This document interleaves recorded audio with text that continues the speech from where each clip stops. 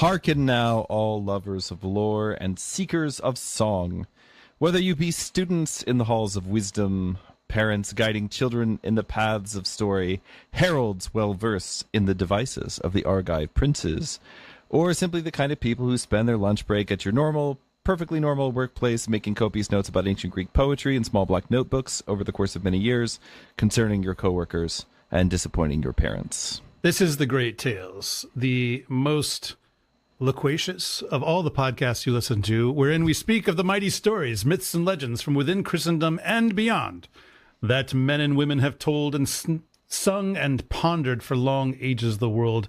Twice in each moon we come before you to turn again the pages of ancient memory and to recall those tales that Christians have read and loved and passed on since the teller entered into his tale.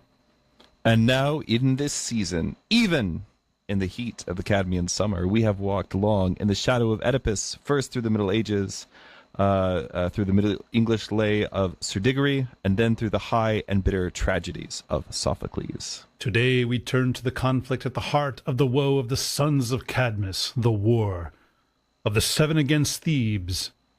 I feel like there should be some kind of theme music that plays every time we say that phrase. But anyway. The Seven Against Thebes? There is, but it's in my head. It's like the down, down, down, from like a Western. Yes, exactly. I will explain that why in a moment. But anyway. Yeah. So these Seven Against Thebes, which Hesiod himself numbered among the first of the great wars of the fourth age of the world, the age of heroes, second only to the long war of the Argives before the walls of Ilium. This day we shall tell how that war is shown forth in the tragedy of Aeschylus, who first among the Greeks gave the struggle of men and gods a voice of iron. And in our next gathering, we will behold the same battle anew as it 'twas sung in the Latin tongue by Statius, poet of Rome, and some say a secret follower of the way. But first, ere we descend into the thunder of Aeschylus' tale, tell us, Deacon Seraphim, concerning the playwright himself, who was this Aeschylus, and why did he record so great a tale of kinslaying and woe?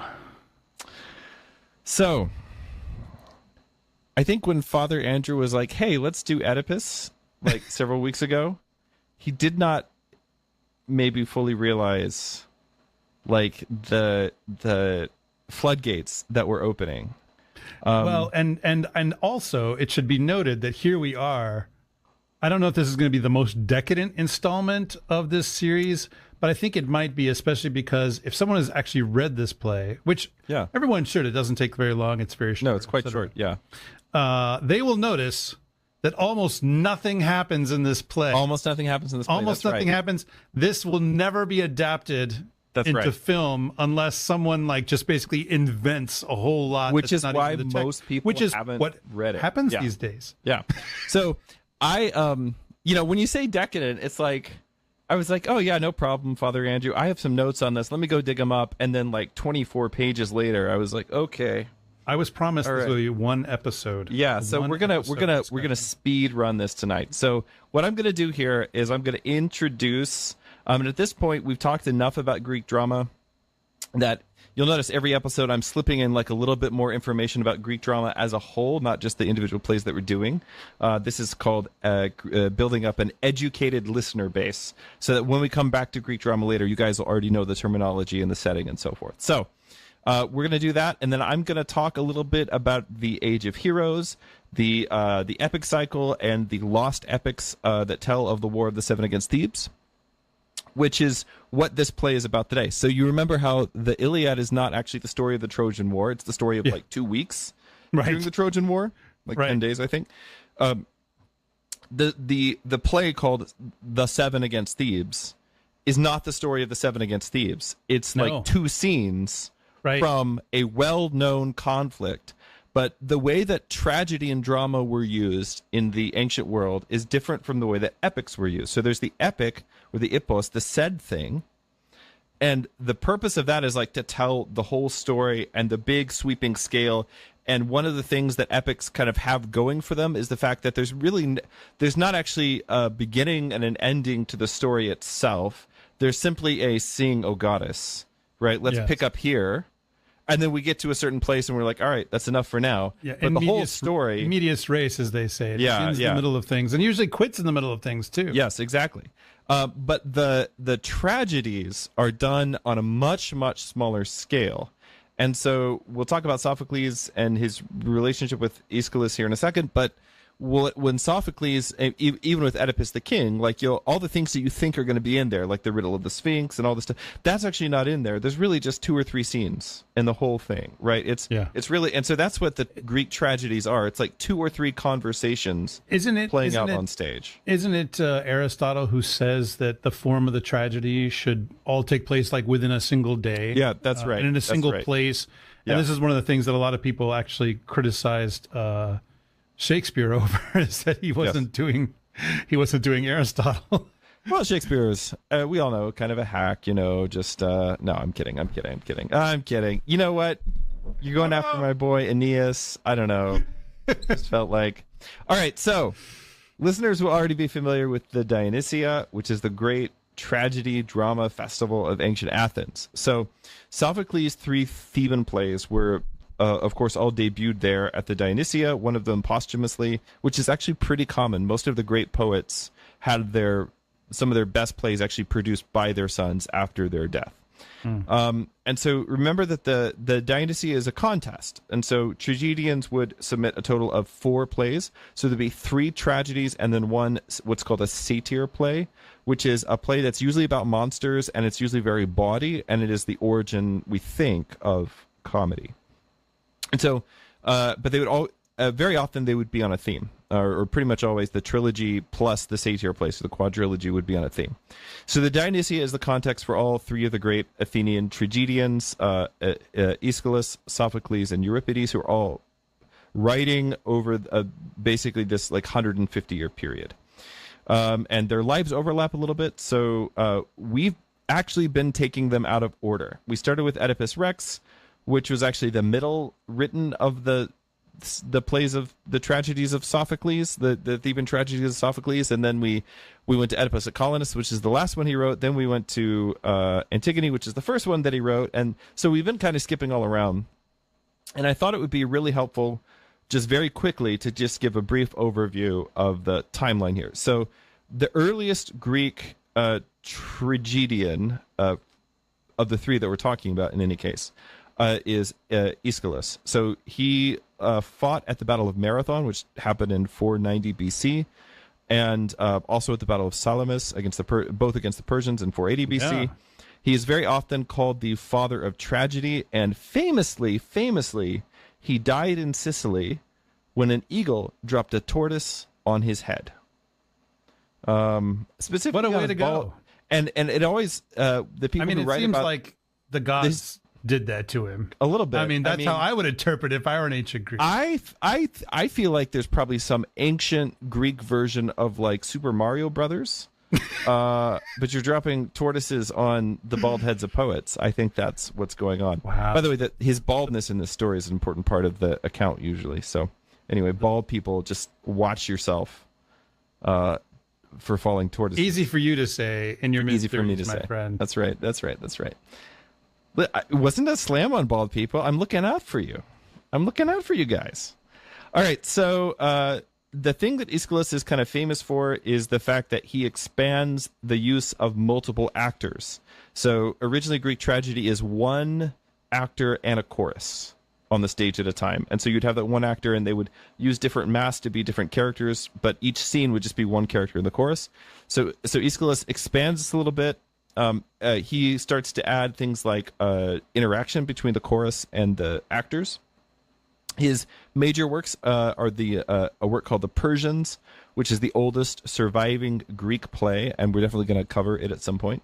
Prometheus Bound, very famous, and then the Orestia trilogy, which is composed around 458 BC. Which we will definitely do. Which we will definitely do. I mean, the thing is, like, I have notes. Absolutely. I have notes on like all this stuff, and I just haven't thought about it in a long time. But I have notes on all this stuff, and so anyway, I'm very, very excited actually to I mean that joke in the that joke in the little intro. I mean, that's me. Like I've just been. That's what I do on lunches mostly.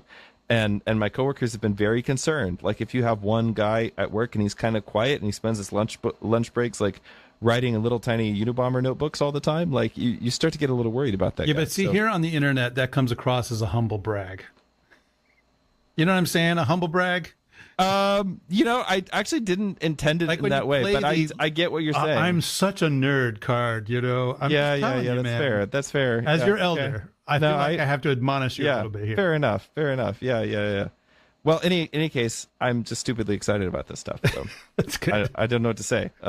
So then you've got Sophocles. Sophocles is a generation younger than Aeschylus. Is probably born around the very last 3 or 4 years of the 5th century BC. He outlives him by almost 50 years, though. So he's active during Athens' golden age under Pericles. He serves as a general with Pericles during the Samian War, which, remember that he was basically elected as general after people heard Antigone. And they're like, that was such a great play. Let's make this guy a general. This is going to be the one thing people walk away from the Hot Theban Summer is that if you're a really great playwright, you should become a general. You can be a general. Yeah, I think we mention that every time, but it's just very funny to me. So he outlives both Aeschylus and Euripides. He dies at like 90 years of age, which is quite old for any age, in any time in history. Dies at 90 years of age, dies in happiness, good health, surrounded by his family. And he has he introduces a third actor. So before, up to Aeschylus, you get 2 actors in a chorus on the stage. And Sophocles introduces a third actor. And I have to imagine people in Athens were like, dude, new actor dropped. Like, this is like blowing just my mind. Yeah.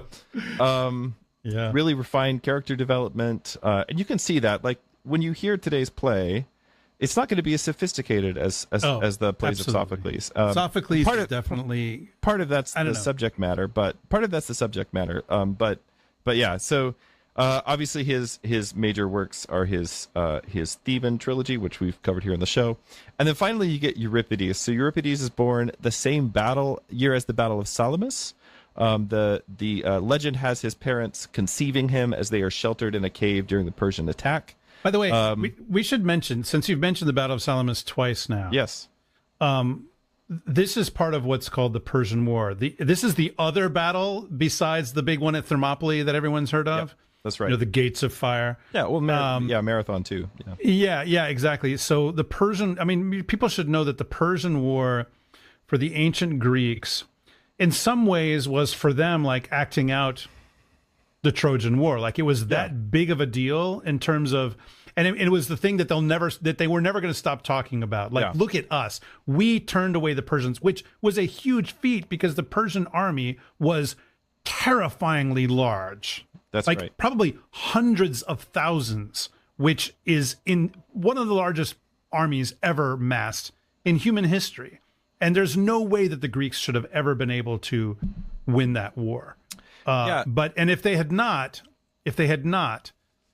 probably we wouldn't be talking about all this stuff, and we wouldn't have these plays, and Western culture would have been a very, very different thing.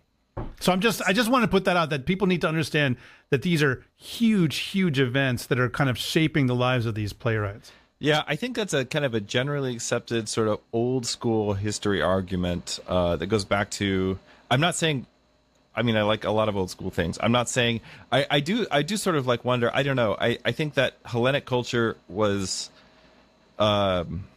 infectious enough. I kind of wonder if it would have been fine eventually, but I don't know. Okay, not to go too far off on this tangent, but I will say this.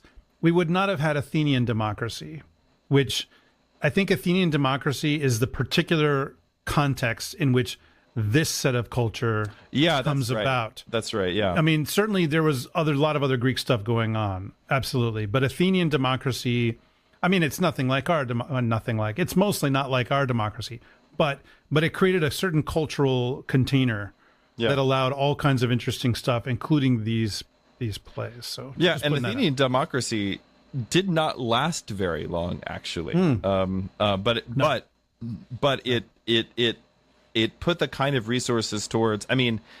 Part of the reason that the stuff, for instance, as you mentioned, the stuff about the Trojan War. Part of the reason that was so interesting to Athenians, which is what I mean, people were reading Homer everywhere, but it's mainly in Athens that it was actually being like preserved. And part of the interest in that was very much this: hey, we just fought this huge war against the East, like Asia, and we won. And our ancestors a long time ago, they fought a war against Asia and they won. And so like people get interested in this sort of thing. But all right, so you've got Euripides. He's born the same year as the Battle of Salamis. He's the youngest of the three. He has a lot of things that we would recognize as probably called like psychological realism now. His famous works are Medea, Hippolytus, and the Bacchae, which the Bacchae is also concerned with the city of Thebes. So technically, there's Euripides has a couple of Theban plays, which at some point we'll just have to come back to. I proposed basically, we should spend like another 12, 13 years on the Theban stuff, but Father Andrew nixed that, so get in the I've already had guys. about 10 people go, like, when I say we're doing Oedipus stuff, they're like, why? Or still? Yeah. Right. Yeah. All right. So Seven Against Thebes, the play that we're talking about today, was first presented in 467 BC as the third part of a trilogy, with Aeschylus winning the first prize on that occasion. But it was actually it was part of a larger Theban quadrilogy / trilogy, right? Because there's that one satyr play. The rest of which are now lost to us. And so also, if it seems like nothing is happening in this play, that may be because most of the stuff is happening in the other plays that we're missing now. Yeah. Because the trilogy as a whole did win first prize, so it was the best thing that year. So the other ones in the trilogy are Laius, which is about Oedipus' father, Oedipus, which is about Oedipus, and then the Seven Against Thebes, and then it's actually followed by the satyric play called the Sphinx, which is probably where like a lot of the Sphinx stuff originally was found, at least in Greek drama. I mean, one thing I think that is worth mentioning, and maybe we'll get to this later, but like Laius is not that much of a character in the. I mean, he shows up in the Sophocles plays, kind of in retrospect. Yeah, exactly. Yeah. But also he's not really demonstrated as having much agency. But what's interesting in here in Aeschylus is that in Seven Against Thebes, it introduces this idea that Laius actually is at fault for the whole thing, not because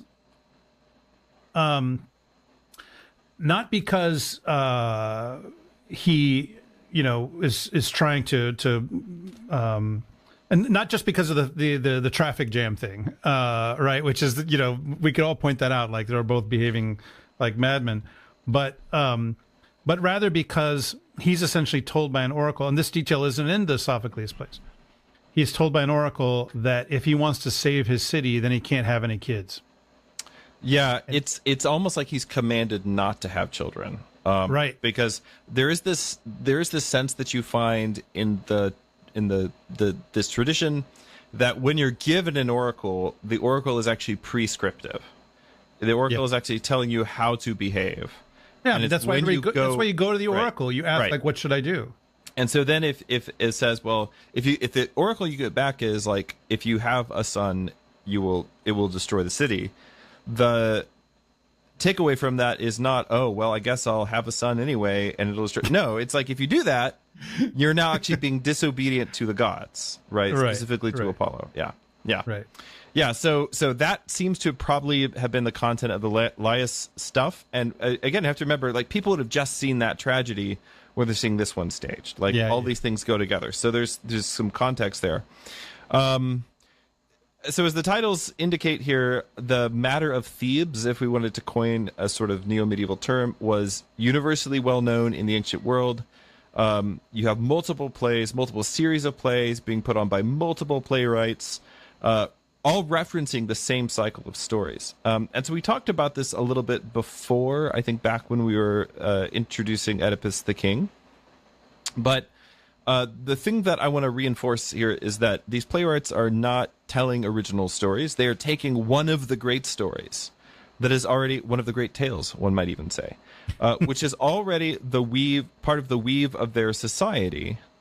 And they're using that to deal with the wars and the trials that Athens is going through now. So with Aeschylus, what is it? Well, it's barbarians at the gates, which is very much what this play is about. It's like the barbarians at the gates.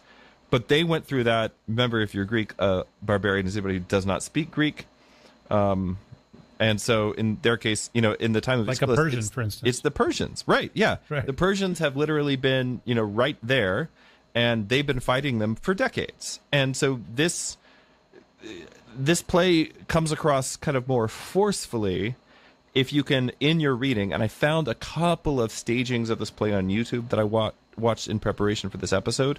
And one of them, the one that was actually the best one, was the one where they basically, like, the entire play was just done very quickly. It took them, like, maybe 20 minutes to get through the whole thing, because they were doing everything breathlessly. Like, the watchman or the spy keeps running in, breathlessly kind of delivering these lines. You get the sense of urgency that the barbarians are at the gates. Another thing to mention, I think that's, especially for those who are Orthodox out there, is that it's during the Persian War that there is a canal that is dug across the northern, the place where the Mount Athos Peninsula connects with the mainland, with the Chalkidiki Peninsula. Like, it's a peninsula on a peninsula.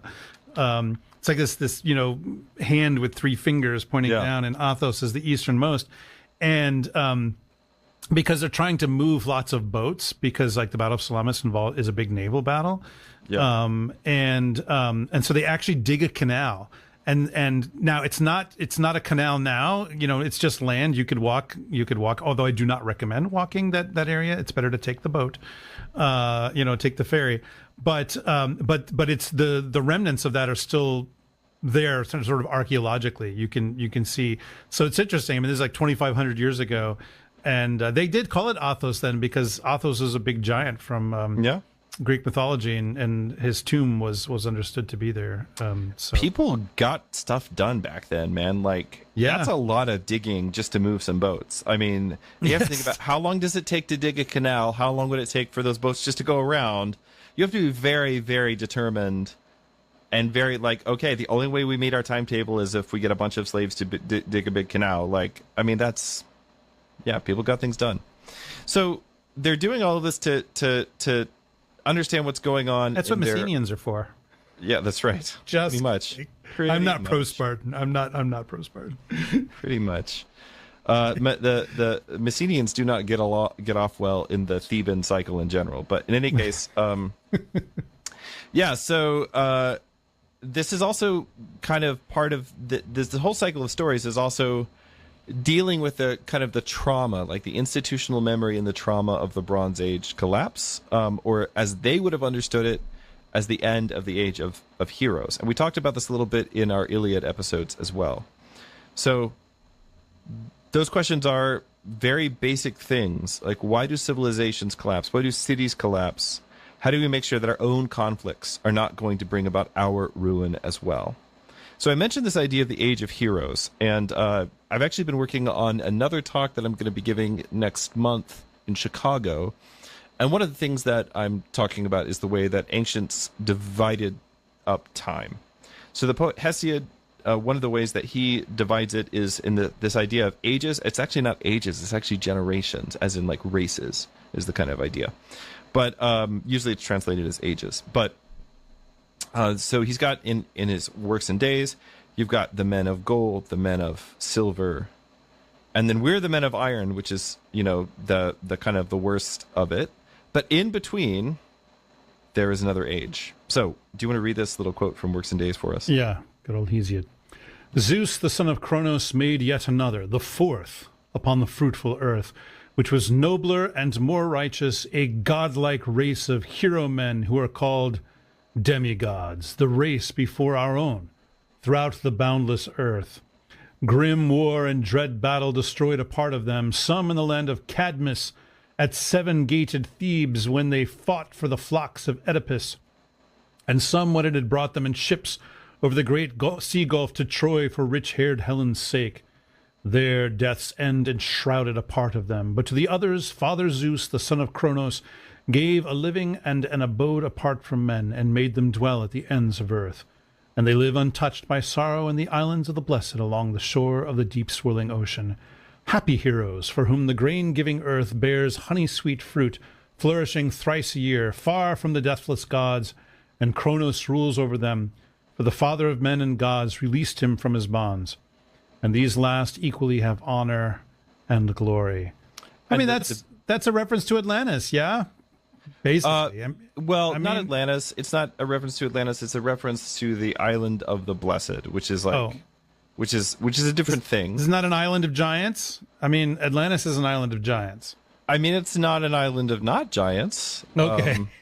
It's not there. It's Poseidon. Poseidon is in charge of Atlantis. That's right. He's their dad. The point of Kronos being like released from his bonds, that is like Saturn, to be released from his bonds.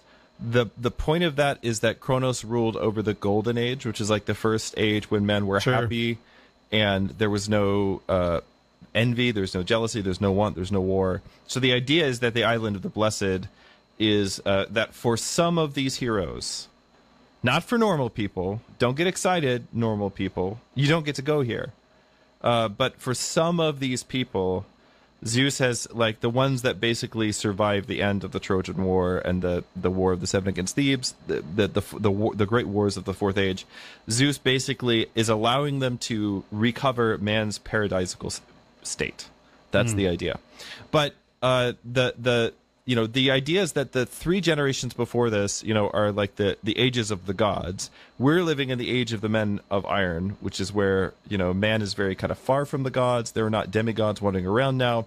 But the age of heroes, this time of giants, the age of heroes, this is the kind of the mediating age between those 2 states.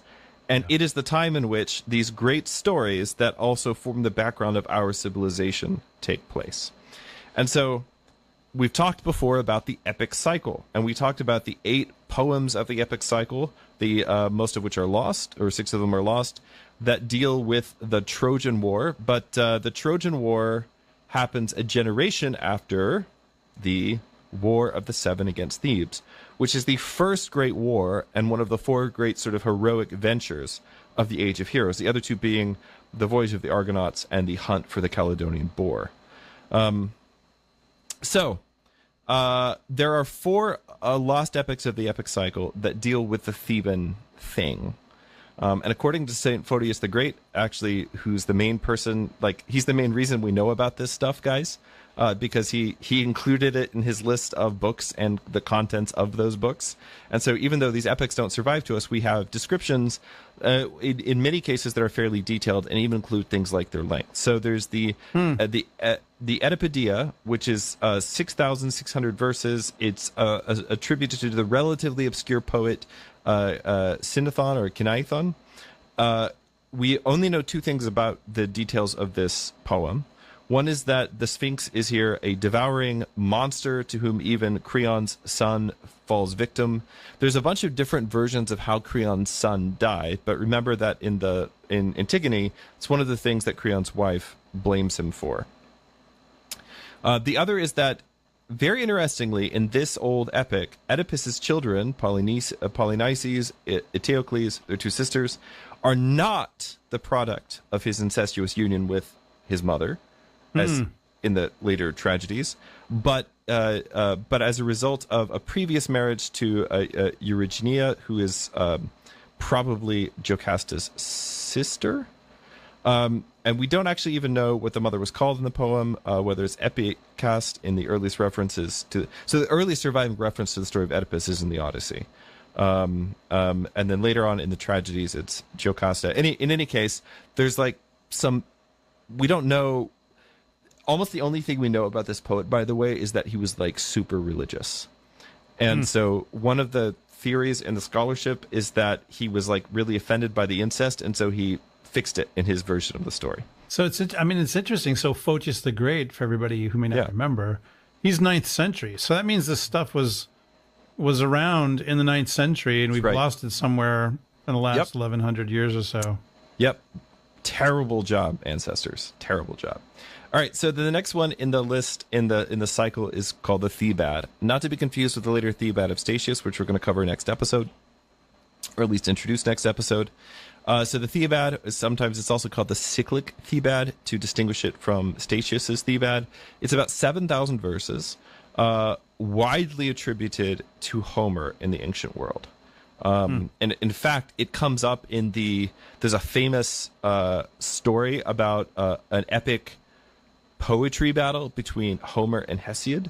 And this is one of the poems that Homer, who gets the worst of most of it, this is one of the poems that he retells. So anyway, yeah, look that up. Hesiod is the favorite in that? Not totally, but Yeah. Homer I mean, really I like has Hesiod. Homer has to really bust out the big guns, basically. Anyway, we might cover that. It would be fun to do a thematic episode, actually, and do, like, epic rap battles of history. I think that would be super fun. We could do stuff from the Kalevala. We could do... That's Homer true. We could do some Kalevala. We haven't there's actually enough famous bard contests. Let's put that on the docket. I think that would be a really kind of a fun thematic episode. Sound off in the chat, people. In the if you'd chat. like to see Get in the bard comment. battle, the epic bard battles of history. Or if you want 12 more years of hot Theban summer. I'm just putting it out there. I can't hit. Father Andrew's like, no, what have I done? All right, so No more patricidal, incestuous. Yes. Yeah, there's actually matricide later on that we haven't even gotten to. Of course. Yeah. Who else is left to kill? It's kind of like that, as you're going to see. So the Thebaid of Homer records the quarrel between the brothers Eteocles and Polynices, which is what we focused on today. It ends with their deaths before the city's seventh gate. And we actually know the opening lines, as well as we have a couple of quotes. So the opening line is, "Sing, goddess of thirsty Argos, where the lords, or from where the lords, ... presumably from where the lords went to battle against the city of Thebes." But we have two important passages, and they're actually really relevant to our purposes today. So I'm going to read them from Aeschylus in his Deipnosophisti, which is it means like the dinner sophisticates, the dinner scholars, and it is this really fun book that I have on the shelf over here. Of the ancient world, as it were. It's actually just like people, like somebody recording. It's a way of like recording lore, but in the frame narrative of you go to a bunch of dinner parties with a bunch of very sophisticated people, and they all. This is what I'm saying. It's the Inklings of the ancient world. It's so fun. Yeah. So I mean, the symposium, right? Is basically a big drinking party. It literally means drinking together. So these are essentially symposia that this guy is going to, and but all the quotes are things about dinner parties in poetry. So unfortunately, it's like it's a collection of lore, but it's not as helpful as it could be because it is hyper specific. So we have two quotes about the Thebaid in here, which I'm going to read here because they actually sort of tell you a little something about the kind of person Oedipus was, and also like why does he not like his sons. So here's the first one. But the high-born hero, flaxen-haired Polynices, firstly set beside Oedipus the fine silver table of Cadmus the godly. Then he filled his fine gold cup with sweet wine. But when he became aware that his father's precious treasures had been set beside him, some great evil invaded his heart, and at once he laid dreadful curses upon both his sons, which the divine Erines did not fail to note. That they should not divide, that they should not divide their patrimony in friendship, but the two of them ever in battle and strife. So, the first thing that they do is they take Cadmus's like dinner plating. So remember, Cadmus is the hero that founds the city of Thebes after he kills a dragon sacred to Ares, which we'll come back to later. And then sort of takes the teeth of the dragon and sews them into the ground, and they grow up into men, and a bunch of them fight and kill each other, and the ones that Ares spares, the sown men, become the first citizens of the city of Thebes.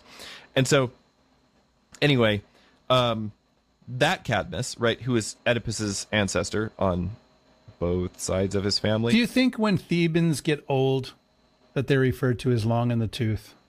Yes, and I think that old Thebans don't die; they just get put out to pasture. Yep. So,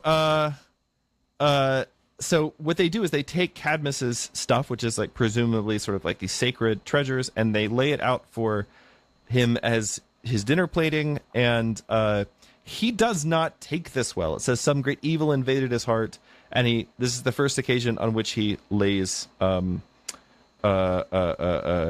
curses upon them. So there's another fragment quoted elsewhere, and this is actually from a commentary on Sophocles' Oedipus at Polynices. And this is another kind of a story where his sons like misread the situation. They do not know what is going to tick dad off. And so it says, Eteocles and Polynices, who customarily sent their father Oedipus the shoulder as his portion from every sacrificial animal. As everybody who sacrificed animals knows, the shoulder is one of the best portions. Omitted to do so on one occasion, whether from simple negligence or for whatever reason, and sent him a haunch. He, in a mean and thoroughly ignoble spirit, but all the same laid curses upon them, considering he was being slighted. The author of the cyclic Thebaid records this as follows. When he realized it was a haunch, he threw it on the ground and said, "Oh, my sons have insultingly sent something," this portion presumably. He prayed to Zeus the king and to the other immortals that they should go down into Hades' house at each other's hands. Man, Oedipus does not come off looking good. Oedipus kind of has a little bit of a hair trigger. I've read ancient commentaries, which I do not have to hand at the moment, that rationalize this as basically like in the first case, his sons were being too opulent, and he didn't like that. And then the second time, they were like, "Oh, dad doesn't like the opulent stuff. We'll send him a bad cut of meat." And that was insulting to him because it was against tradition and it was disrespecting. And like the thing that Oedipus was important to Oedipus in both cases would have been like respect to the ancestors, something like that. So people do try to make sense of these things. It also seemed quite likely that Oedipus, who was most certainly a real person, had a hair trigger, and some evil spirit invaded his mind, as it says. All right, so then after this, we have the Epigoni, which is another 7,000 verses. This is, again, attributed to Homer, usually. And it tells the story of the Epigoni, or that is the 7 sons of the original Seven Against Thebes. So, guys, there's a sequel. Hey, and here's a little etymology for you here. Epigoni. Yes. Do you know what this means? You're about to tell us. I mean, I know how it breaks down, but go ahead. I mean, it means upon the knee. Yeah. And, the idea is right. It's a reference to kids, that they're on your, the ones that came after. Yeah. And that goni, particle, let's say it just does a lot of work in various languages, but in any case, yeah.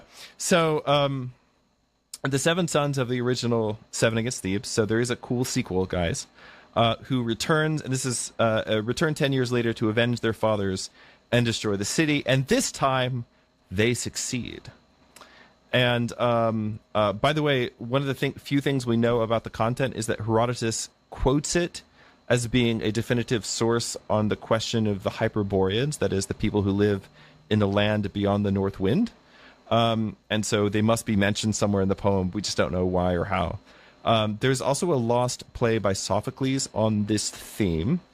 And some of the Epigoni, especially 2 in particular, Diomedes and somebody else who I'm forgetting right now, are also involved in the Trojan War. And basically in the Trojan War, they're like in their 30s, like in their prime. But in the Epigoni, they're basically, like young men in their teens going to get revenge for their fathers. And And then finally, just to wrap up the whole thing, one of the Epigoni, Alcmaeon, had made an oath to his father Amphiaraus, who is basically the only good character in today's poem or in today's drama. But here's how nice a guy he was. His wife basically henpecked him into going to war. Like, he didn't want to go because he was a prophet and he knew how it was going to end. And basically, she was bribed with the necklace of Harmonia, which is a cursed necklace. We're going to do a whole episode just on cursed necklaces because this comes up a lot in various ancient societies. But anyway, so she's bribed with the necklace, and so she basically badgers him into going to war. And so he basically says, if I don't come back, you sons, you have to promise me something. Sure, Dad, anything. What? Promise me that you'll kill your mother. And they were like, oh, Seems kind of harsh, but okay. And so when Meonis, this is the best character in today's drama. When Meonis comes back from war, he murders his mother Euryphile and then basically comes to a very bad end himself. And so it's sort of fitting, I guess, that the whole cycle ends in matricide. And eventually Meonis is killed by people, just like random people. Matricide that's when you remove that label that says "do not remove" of law. That's right. From your mattress, right? It's pretty good. So, also just to actually myself a little bit here, in the time of Aeschylus, and all throughout this play, Thebes and the Thebans are not referred to as Thebes and Thebans. They are referred to as the city and people of Cadmus. Yeah. Also, at the time of Aeschylus, it was not customary to give titles to the individual plays of a trilogy. So whatever this play was called by them, they didn't call it the Seven Against Thebes. That is a later title from the late 5th century, but it's what we're going to use today. I mean, it's a pretty cool title. It's so cool, right? Yeah. So there are people out there who have this theory that the Kurosawa film, the Seven Samurai, and then yes, which is somewhat the basis for Star Wars, as I recall. That's more Hidden Fortress. That's more Hidden Fortress. Okay. Yeah. But Seven Samurai was directly adapted into the Magnificent Seven, which has been made and remade a couple of times, and starring Orthodox Christian Yul Brynner. Just by the way, that's true. Yul Brynner is just by the way, buried at a Russian monastery in France. There you go. Yep. So obviously the difference there is that instead of attacking a town, they're defending a town. But a lot of people have noticed that you can actually draw more or less exact parallels between the various members of the Seven and various members of the Magnificent Seven. I don't know if there's anything to this, if it happened accidentally, but I think it's quite interesting. So the other plays in the trilogy that we don't have mostly agree, as far as we know, what we know about them, is that they mostly agree with the version of the story that we've already told you. So there's some differences. King Laius, the great-grandson of Cadmus, disobeyed Apollo's oracle by having a son, as we mentioned. Oedipus, who was fated to kill his father and marry his mother. And then Oedipus unknowingly fulfills this prophecy, later displeased with his own sons, Eteocles and Polynices, curses them to divide the inheritance by means of iron. This is a very important part of his curse. And it might be fun to actually talk today when we get to the part in the poem, in the play, about like what makes curses. And I would actually love to get your and Father Stephen's input on, like, is it similar to how it works in the Bible? But in any case, we'll talk about that in a second. So he curses them to divide their inheritance by means of iron, and then also possess so much land as should suffice for a grave. Those are the two specific curses from the earlier play. And so the timeline seems to be a little different here between these two plays than what we find in Sophocles, but without the actual text of the plays, it's a little hard to be sure. So the action of Seven Against Thebes then begins, and I'm having to explain all the action because there's not a lot of action in the play. Mostly we get a lot of heraldry. So the action of the Seven Against Thebes begins after Oedipus's death, when Eteocles, the reigning king, has driven his brother Polynices out of Thebes. Yeah. Now, by the way, this is actually taking us. If you followed the last three plays we discussed, this happens not after Antigone, but right before. So this is between. Like, if you were going to try to put this in with the Sophocles plays, this would be between Oedipus and Colonus and Antigone. Yeah, basically. That's right. And so, by the way, the story here is that, and this would have been in the Thebaid, is that after Oedipus is exiled from the city, the brothers agree to split the kingship between themselves, which has always worked well for everyone who's ever tried it. And it's been tried a weird number of times. And it always ends in a civil war. Like, it's amazing. Yeah. And so the agreement is that they're going to alternate the rule from year to year.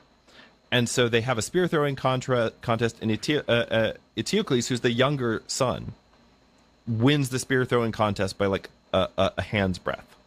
And so he becomes the king first. So they sort of take it in turns to operate as a sort of executive officer for the week? That's how it's supposed to work. The year. But what happens is that once he's on his throne, Eteocles decides he does not want to give it up at the end of the year.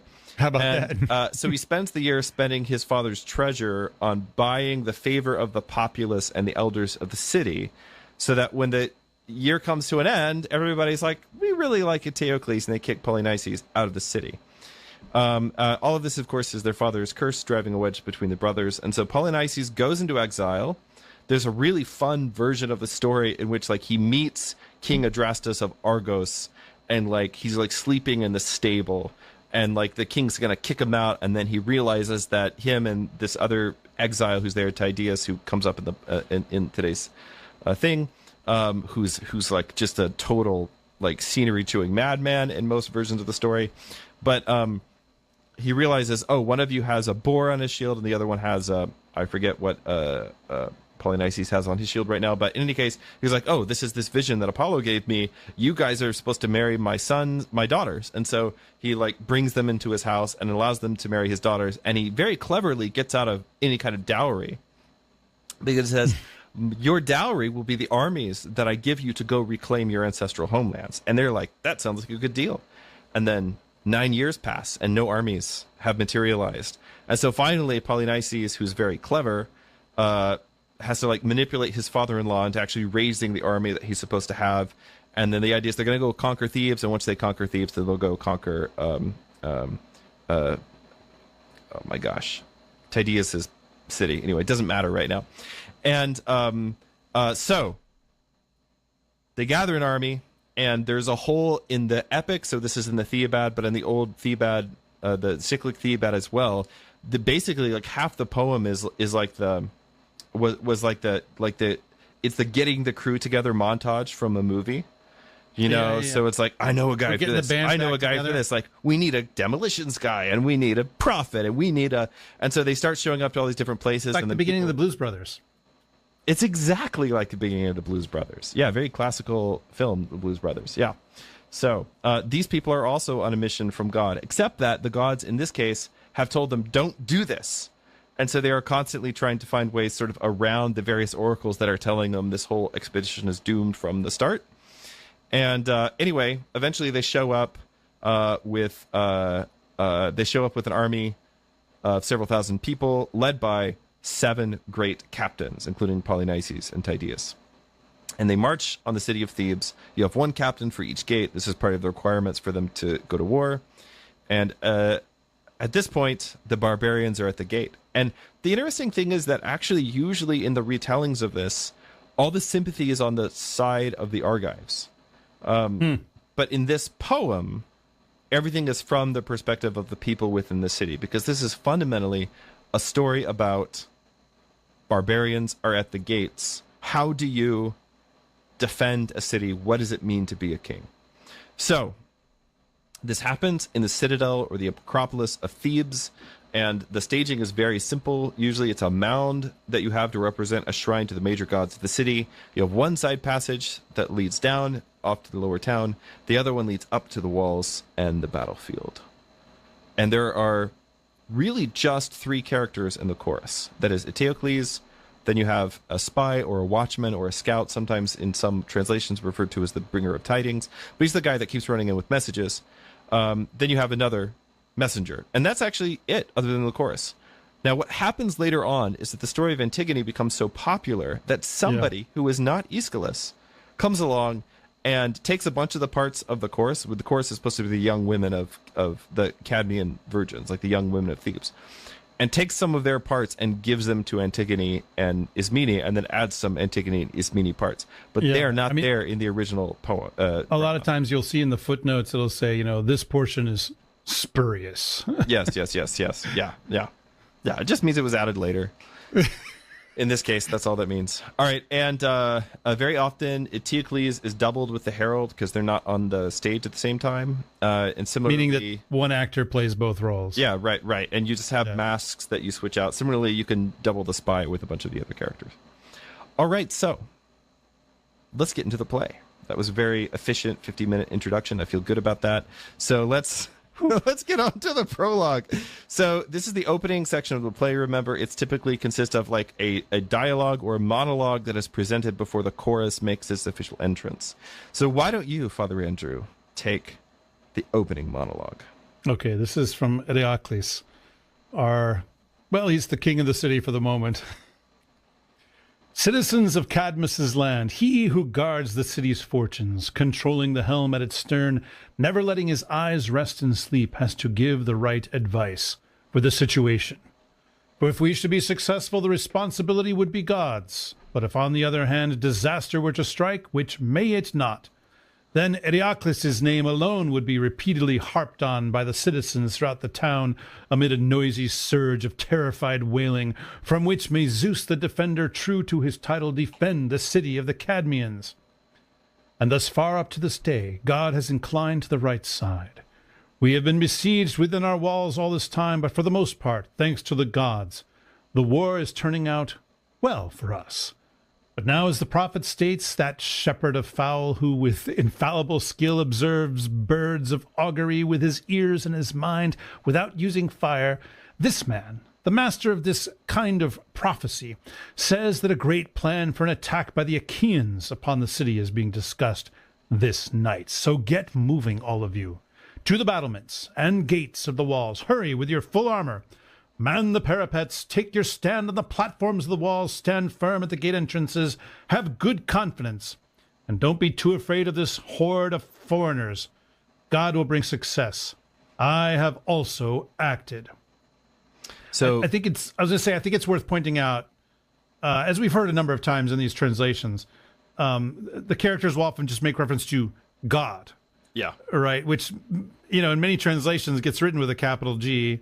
They do not mean, our God, right? Right, yes. They usually mean Zeus. They mean Zeus, yeah. Usually mean Zeus. It can also sometimes mean whichever God is kind of the main God. Yeah, or just story. Like the divinity in general or something like that. Yeah.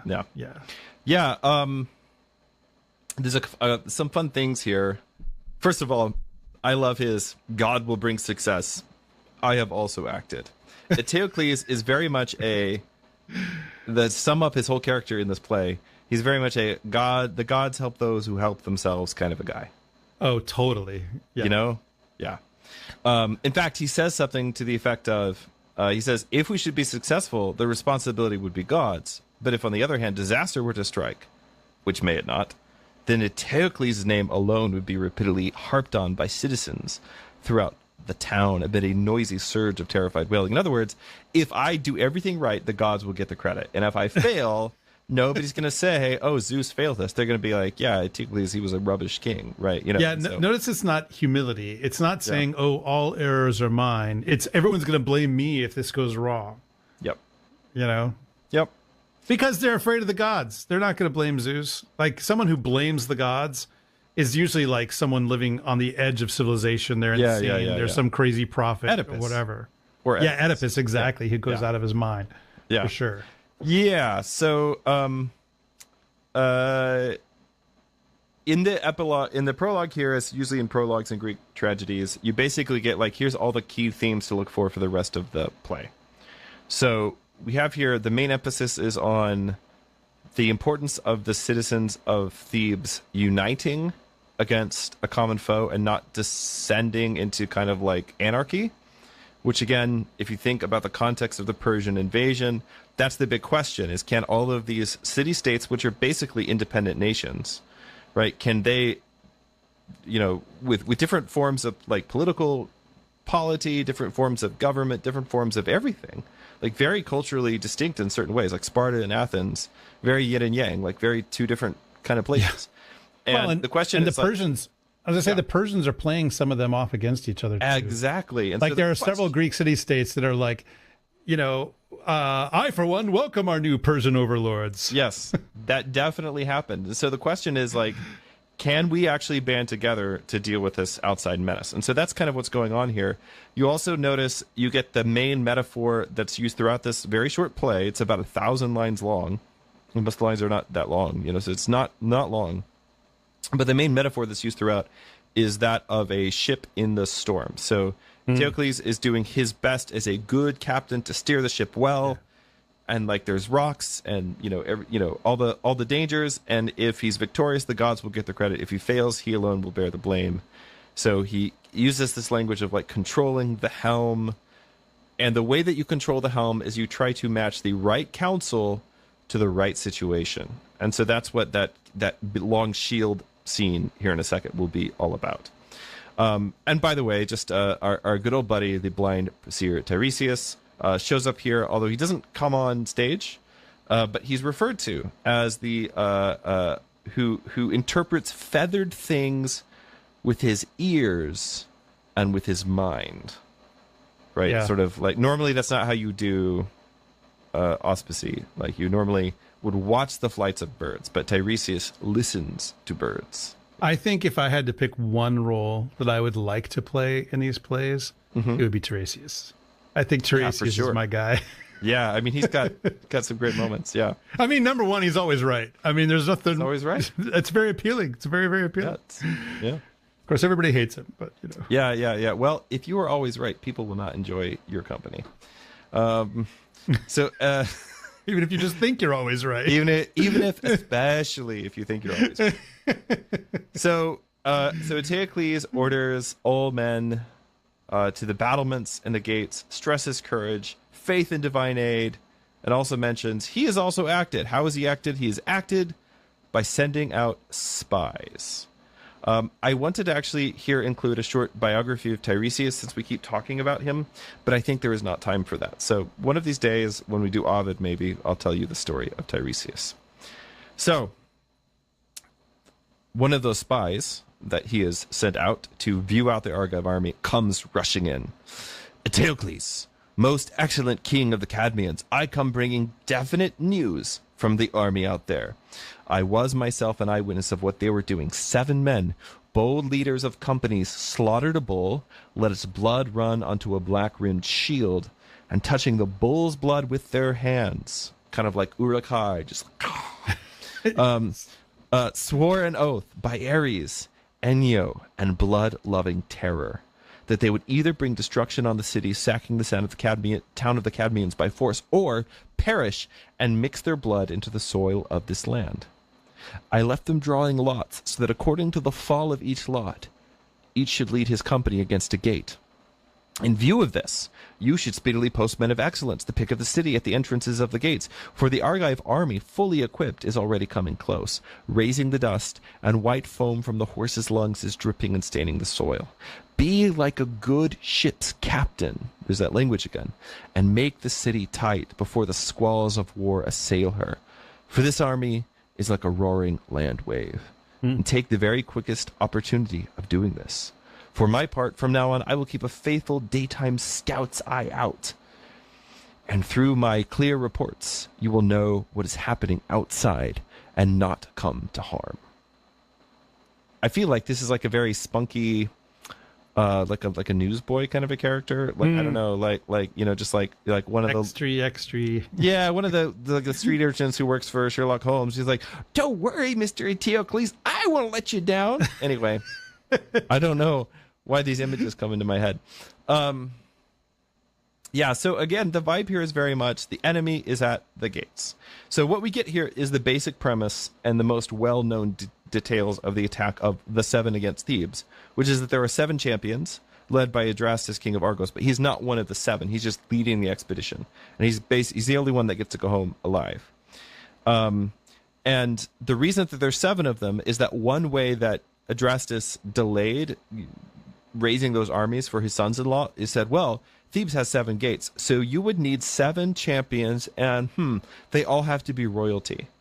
And that means you have to get 7 kings, or at least 7 sons of kings, to come and like agree to go to war with you on your behalf. Yeah, and well, so I mean, them being royalty means that they're descendants of the gods. Right, yes. Is the idea there, Yeah. And so traditionally, Adrastus is not one of the 7. He survives the assault in the city. He's the only one that does. So Aeschylus, in some other traditions, Adrastus is one of the 7, but it's really important for Aeschylus's purposes that all 7 of them die, which is usually the more popular version of the story. And so the vibe here is very much the enemy is at the gates, and so the scout runs back out to watch and spy on the enemy, and Eteocles is left alone. And here, he's at the city's Acropolis, what is usually called within the inner fortress of the city, what is called the Cadmea, and named after Cadmus. And he makes this passionate appeal to Zeus and to the earth and to the city's gods, begging them to save Thebes from destruction and shame, and emphasizing that, the city's gods receive most honor when the city prospers. If the city gets wiped out, there's nobody here to honor the gods. So maybe think about that. And, think about all the sacrifices and whether or not you want those sacrifices to continue, I mean, when I'm trying to remember, did Xerxes, he did enter Athens when they evacuated it during the Persian War, as I recall. I think that's right. And he went there and, he offered sacrifice to Athena while he was there. Yeah, I mean, so like, it's the sense not the gods are probably like, I mean, yeah, I mean, I'm not saying it's the best argument, but you gotta do everything you can. So at this point, the chorus comes in, and this is the Perodos. This is when the entry song of the chorus, as they sort of march in state, and in stagings I've seen of this. I've never seen a staging of this in person. I found like 2 videos online. This is not a very popular tragedy, and so not a lot of people do it. Because not a lot happens. I think it's probably part of. Yeah, I mean, that's probably. In the modern era, we kind of want action. Yeah, and the psychological. I mean, there's not a lot happening. Nothing happens on stage in a Greek tragedy. Like all the action always happens off stage, right? Sure. If you want people like getting pierced through the nipple with spears repeatedly, that's what epic poetry is for. It's not what tragedy is for. I mean, at least in the Oedipus play, you get someone someone describes Oedipus stabbing his eyes with a cloak pin. But boy, do they ever! I'm still traumatized. So the chorus comes in, but in stagings that I've seen of this, they're coming in. They're sort of like stamping, kind of rhythmically, which is probably how it was done. But it also gets the sense of like there's an army marching, kind of a thing. All right. So, do you want to do some of the chorus? I'll do some of the chorus. Sure. I'll begin with the chorus. And remember, the chorus is young Cadmean women. So you just have to imagine us as young Cadmean women. Okay, continue. Thanks I'm bringing a weird energy to this thing tonight. You are. I don't know what to say. I've had just like a really good day, and I just feel jazzed about this play. I don't know why. Okay. All right. Well, she says, I cry for great fearful sufferings. The army has been let loose. It has left its camp.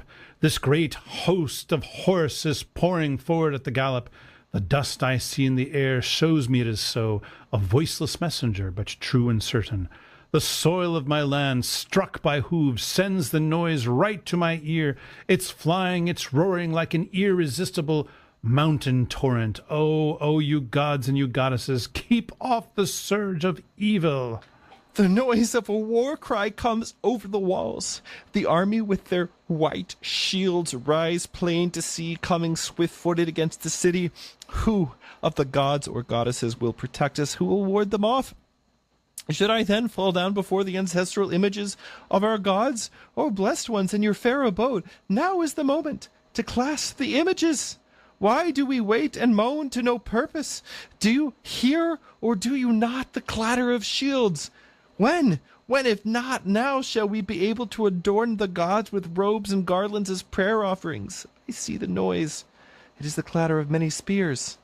What do you mean to, Ares, ancient god of this land, betray your own country? God of the golden helmet, watch over the city, which you once held worthy of your love. So, I just want to point out a correction to something we said a few episodes before, where I said that pretty much nobody except the Romans had Ares or Mars as their patron. That was wrong. He's the main patron deity of Thebes, and I don't know what I was thinking, so correcting myself. I'm actually retroactively really disappointed nobody in the comments caught that, though, so it's kind of on you guys. Just saying. So Ares is the main patron god of the city. The spring where Cadmus killed the dragon, and or possibly the dragon itself, was sacred to Ares. Yeah. Cadmus marries Harmonia, who is the illegitimate daughter of Ares and Aphrodite. So if you have lust and war come together, I guess you get harmony. I don't know how that works. And then eventually they're both turned into serpents, both Cadmus and Harmonia. Anyway, it's a whole thing that, like, I do want to do an episode, just like putting this on the list. I hope somebody's keeping track. No one is keeping track. No one is keeping track. I just look over at the comments and it says, "Speaking of pierced nipples," and it's like, I better read the whole comment just so nobody. Yeah, it says, "Speaking of pierced nipples, I've been doing a faithful job telling everyone I can that the Iliad is one of the best written stories." Well, history agrees with you, Jonathan. So, yeah, okay. So, Cadmus kills this dragon that is sacred to Ares, and this sets up this weird relationship where all the gods, including Aphrodite and Ares, come to the wedding of Cadmus and Harmonia, but also Cadmus and Harmonia are cursed because Cadmus, and like basically the whole line of Cadmus, everybody comes to a bad end. And it's actually sort of like Russian nesting doll curses, where because you have the curse on the house of Cadmus, which then works its way out, and then you have other people like Laius and Oedipus who bring new curses on their house, but it's also kind of part of the overarching curse on the house of Cadmus. So they cry out to all the city's gods, including Ares. By the way, the fields around the city were called the dancing floor of Ares, which is not a good name for the fields around your city, because it means your city's going to be having lots of wars. Yeah. There's Pallas Athene, of course, Poseidon, who's referred to just as Lord of Horses and Ruler of the Sea, which is obviously Poseidon. Obviously, horses and ocean, those things go together. They're called seahorses, guys. I don't know what to tell you. Aphrodite, who is referred to here in the play as Cypris or Kybris. This is the mother of our race, because she's the mother of the nymph Harmonia, who's the wife of Cadmus. And she's from Cyprus, everybody. She's That's from where Cyprus. She was born. Yeah, I assume everybody knows the story, but yeah, she's from Cyprus. Apollo, who's referred to here not as bright Apollo like you would find in Homer, but as the wolf god, which is, I have to say, substantially cooler. There's this ancient association between Apollo and wolves. Some of it, there's some different explanations for it. Might have to do with his mother turning into a wolf at some point, the circumstances of his birth, etc. But in any case, he's very often called Apollo the wolf, or the wolf god. But the thing is that Apollo is the favorite son of Zeus. He's also basically the favorite deity of the ancient Hellenes overall. Yeah, he's kind of he just god. Collects all the epithets and things, and you're like, he's the sun Greek and god. Music and poetry and medicine. Like if you imagine in your mind a statue of a Greek god, you're imagining Apollo. Very right, exactly. That's a good way to phrase that. Yeah, and of course we get Zeus here. And the chorus are imploring them to save Thebes from bondage and destruction. Their lamentations are filled with fear of the city's fall, the horrors of capture, because, of course, if the city falls, it is the young women who will suffer the most. Yeah. Everybody in the ancient world has seen plenty of this. They know how this works. And this kind of sets up, I mean, this is probably another reason why maybe this play isn't very popular. I don't know. But it sets up one of the basic kind of tensions in the play between these young women and Eteocles, where they're kind of afraid, and like they're acting like stereotypical ancient women. When I say stereotypical, the way that ancient people tend to depict women is very emotional, very afraid, that sort of stuff. And so you get Eteocles essentially saying, why are you so scared? Stop calling out to the gods because you're scared. Like, you should ask the gods. This is what he's about to say. So you what I'm ask the gods, like, for victory. Like, stop all this. Don't, please don't let them hurt us, So this is one of the two main bits of dialogue, and basically that's what we're going to read for the remainder of the episode, these two main bits of dialogue. And so what I would like to do is let's do that interaction, because I want to make not an apology for it, but maybe a little bit of an apology. What I basically want to explain is why this dialogue would have made sense. I mean, again, this play won the prize. Like, this was the best play that year, right? Part of the best series of plays that year.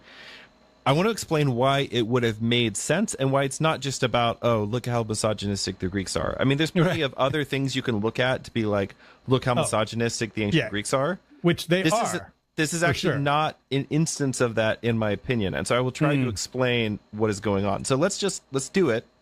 Okay. So why don't you take His Majesty again, and I'll be I'll be the Cadmean virgins. All right. I ask you, you insufferable creatures, is this the best policy? Does it help save our city? Does it give confidence to our beleaguered population to fall down before the images of the city's gods and cry and howl in a way any sensible person would abhor?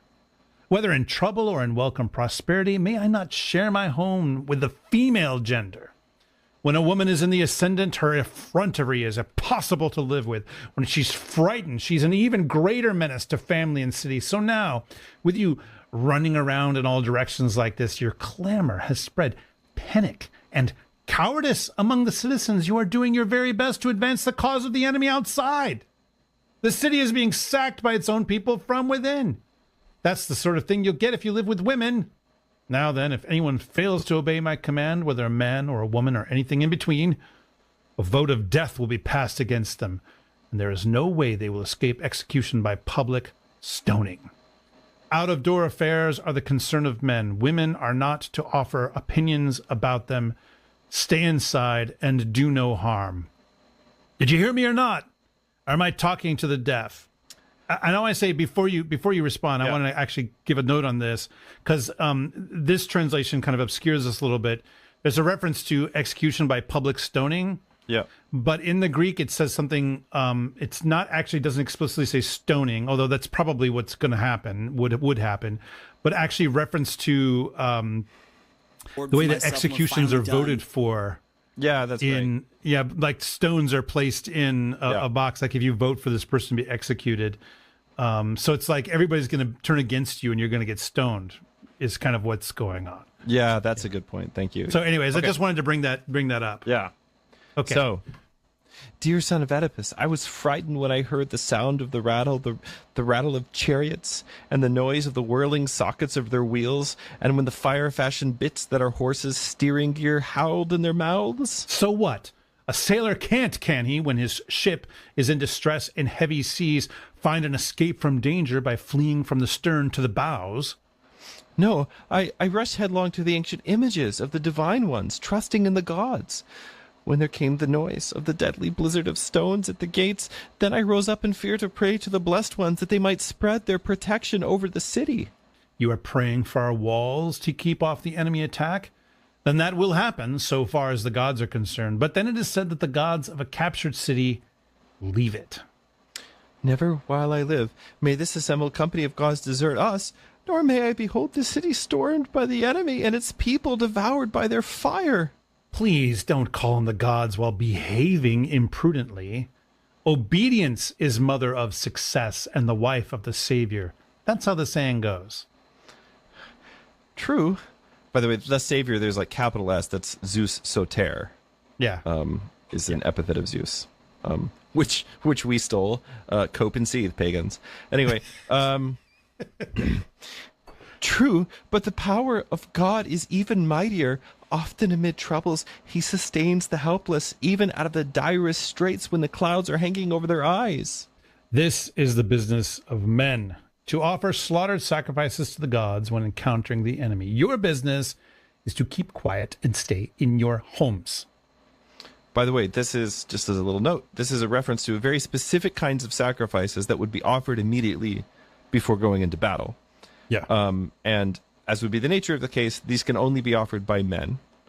And so it's not, the point here is that it's not proper for women to offer sacrifices and pray for the safety of the city, which Eteocles will actually tell them to do later on in the section. But he's talking about these particular sacrifices. He's saying, you know, it sounds very much like, listen, lady, the men are working here, kind of a thing. And I'll try to explain this a little bit.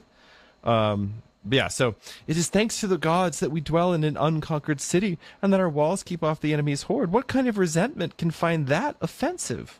I don't at all resent your honoring the race of gods, but in order to avoid making our citizens lose heart, be calm and don't get too excessively frightened. As soon as I heard that unprecedented din, I came in terrified fear to the citadel, this glorious divine abode. Well then, if you learn of men wounded or dying, don't greet the news with wailing. That is what Ares feeds on, the killing of human beings. He's like, sort of, Ares is just eating, guys. It's fine. Listen, I can hear the neighing of horses. Well, if you can hear them, don't over-publicize the fact. The city is groaning to its foundations. We're encircled. I'm capable enough of deciding myself how to deal with this. I'm frightened, and the clatter at the gates gets louder and louder. Will you not keep quiet instead of talking all about it in public? Oh, assembled gods, do not betray our walls. Can't you put up with it in silence, confound you? Gods of my city, do not let me fall into slavery. You're putting yourself into slavery and me and the whole city. Almighty Zeus, direct your bolts against the enemy. Zeus, what a race you've given us for company, these women. A wretched one, just like men when their city is captured. Saying ill-omened words again, are you, while touching the images? By the way, the idea here is that words gain added force or effectiveness if you are in contact with something sacred, like a divine image, an altar, parts of a sacrificial victim, etc. When you take an oath, like in the courthouse, like take an oath on the Bible, like that's still what you're doing, right? Yeah. Yeah. So the idea is that ill-omened words uttered in this place, touching these sacred things, it's like it's more likely to make it happen, right? Yeah. Because of my lack of courage, fear seized hold of my tongue. If you could comply with a slight request I have. Oh, please explain it right away, and I'll soon understand. Be silent, you poor fool, and don't terrify your own side. I'll be silent along with the rest. I will endure what fate may bring. I accept this word of yours in preference to your earlier words. Now, in addition to that, get away from the images and utter a better prayer, that the gods should fight alongside us. Listen to my prayer, and then utter the sacred, auspicious ululation of triumph, the customary Hellenic cry at sacrifices. Hey, what's a ululation, Father Andrew? I mean, we hear it a lot in I know you do. church, honestly. I know you do. Especially where there are people from the Middle East around. I cannot imitate it. I can't do that. I've been at It is a high-pitched sound that the women do. Yeah. You know, when something great has happened. You know, when there's a version of applause. My first introduction to it was, of course, the very accurate documentary of ancient Hellenic life called Xena, Warrior Princess. Wow. Yeah. But child of the 90s over here. But that ululation, right? I've been at ordinations at Antiochian parishes, you know, and tantrings and things like that, and all the women in the parish will start doing that. People have been making that sound for a really long time. Yeah. They do it at baptisms. They do it at weddings. I mean, yeah. So the idea in the ancient world is that one of the things that women are actually supposed to do at sacrifices, like if you're there at the sacrifice site, a sacrifice of a beast, or a sacrifice being made for victory, this is the noise you're supposed to make. And so it's actually fairly sophisticated what Eteocles is saying here. He's saying there's a noise that you're supposed to be making. So like we're offering sacrifices and we're getting ready to go out for victory, and you have a role in that. And your role is to do the thing that women are supposed to be doing here, which is to be offering the cry of joy, the ululation. This is part of the sacrifice that we're supposed to offer to the gods. This is going to raise everybody's morale. Yeah, it's interesting, too, like the Greek word for it, ololigmos, it's actually an onomatopoeic word, that ololig, you know, that you hear that olol sound, you know. I mean, we just say ululation now in English. But that's also kind of an onomatopoeia, that, you know. Right, exactly. Yeah. Exactly. Yeah, so let me try to make an argument for what Eteocles is saying here. I listened to, I was kind of curious about what do people think about this play? Because it's kind of obscure and it's not one of the ones that's covered in college if you're studying this stuff. And so I found one conversation about it, just one. And the people were like, oh, it's so misogynistic. And that was the whole conversation. And I was thinking about this. No, that's not all that's going on here. I'm not saying it's not here, but it's not all that's going on here. Because you'll notice, Eteocles starts out basically just really ticked off. Why is he ticked off? Because the women are panicking. And this is going to cause a mass panic. It's going to demoralize the men who need to be pumped up to fight for the country, etc. But as things go on, he kind of like backs down from his initial anger. Like, I think we have to give Aeschylus a little more credit for sophistication, like psychological sophistication here than we usually do when we read this. Because you can actually see Eteocles, the way that he's speaking to the women kind of changes over the course. Like, he starts out really irritated, and he's just like, I don't want women around ever. And then he goes on to say, actually, no, okay, listen, the ship is about to sink. I have work to do. There's an important thing we need to do here, and here's what your place is. So he doesn't say, just go back inside. He starts out with just like, get out of my way, go back inside, shut up. Yeah. But he goes from that to say, here's what you need to be doing. You're supposed to be like, take part in the sacrifices, do the thing that women are supposed to do at the sacrifices, because we actually need all the parts of the city to work together, because if they don't, we're going to be in trouble. Right. And so he goes from like threatening to have them all stoned or whatever, right, to sort of say, actually, the women of the chorus are doing the thing that women are supposed to do, which is lamenting after a battle, after something has gone horribly. Lamenting is specifically the job of the women of the community. But they're not doing, because men don't lament. How do men process their grief in ancient Greek epics? Does anybody remember? A little thing called funerary games. So much so that it is not actually considered a proper epic if there's not at least one set of funeral games in the epic. And so there's funeral games in the Iliad, funeral games retold in the Odyssey, funeral games in the Aeneid, funeral games in Statia. Next time you're at your local track meet, the first thing you should say is, "Who died?" Who died? Yeah, who died? It's a completely valid question for a track meet, or like a like an MMA fight. Is like, sorry, did your grandfather pass away? Like, I'm so sorry, I didn't know. Yeah. Have you heard they're talking about doing some kind of like at the White House? Listen, it's getting more classical all the time. I don't mean that in a good way. All this time studying the classical world and also mixed martial arts, and people are always like, "What are you going to do with that?" I'm like, politics. Clearly. Politics. Yeah.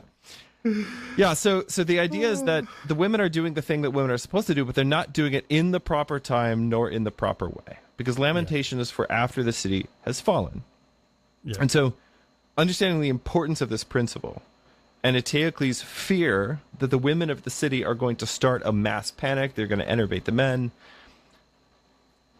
preventing them from actually defending the city. So they're actually going to bring about the thing that they're worried about, right? Which is what panic does. It's key. I think understanding this is really key to seeing the scene for what it is, not just raising misogyny. So women are supposed to perform the funerary rites. And by the way, that's specifically the job of women. That's part of the cultural background of Antigone that we didn't really talk about. Yeah. Women are supposed to perform funerary rites, and by ancient Hellenic law, it is a lamentation on the 3rd, 9th, 13th, and 30th day after the death of a loved one. And during this time, they're actually ritually sequestered. They're not allowed to mix with the rest of the city, let alone be out in the public square. So the point is, they're doing the wrong thing, which is lamentation, at the wrong time. It's before the city's destroyed, and they're doing it in the wrong place. Lamentation is actually not done in the public square because it's ritually separate. You have to do it outside the city. So the chorus defends their initial prayers. They emphasize the god's power.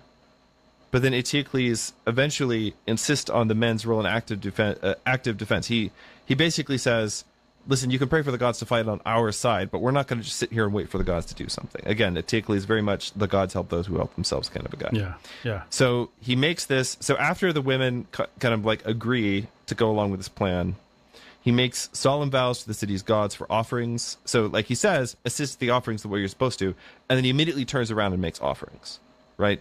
We can assume the women are like a part of this. And he makes vows to them, offerings, trophies if Thebes is saved. And he announces his decision to personally take the 7th gate. And this is, of course, because 7 is the number of Apollo. It's the gate sacred to him. And Apollo is kind of like the main figure, like divine figure in the background of the whole Theban cycle. And so he's going to pick 6 other mighty men to guard the other gates of the city. And so he exits to prepare.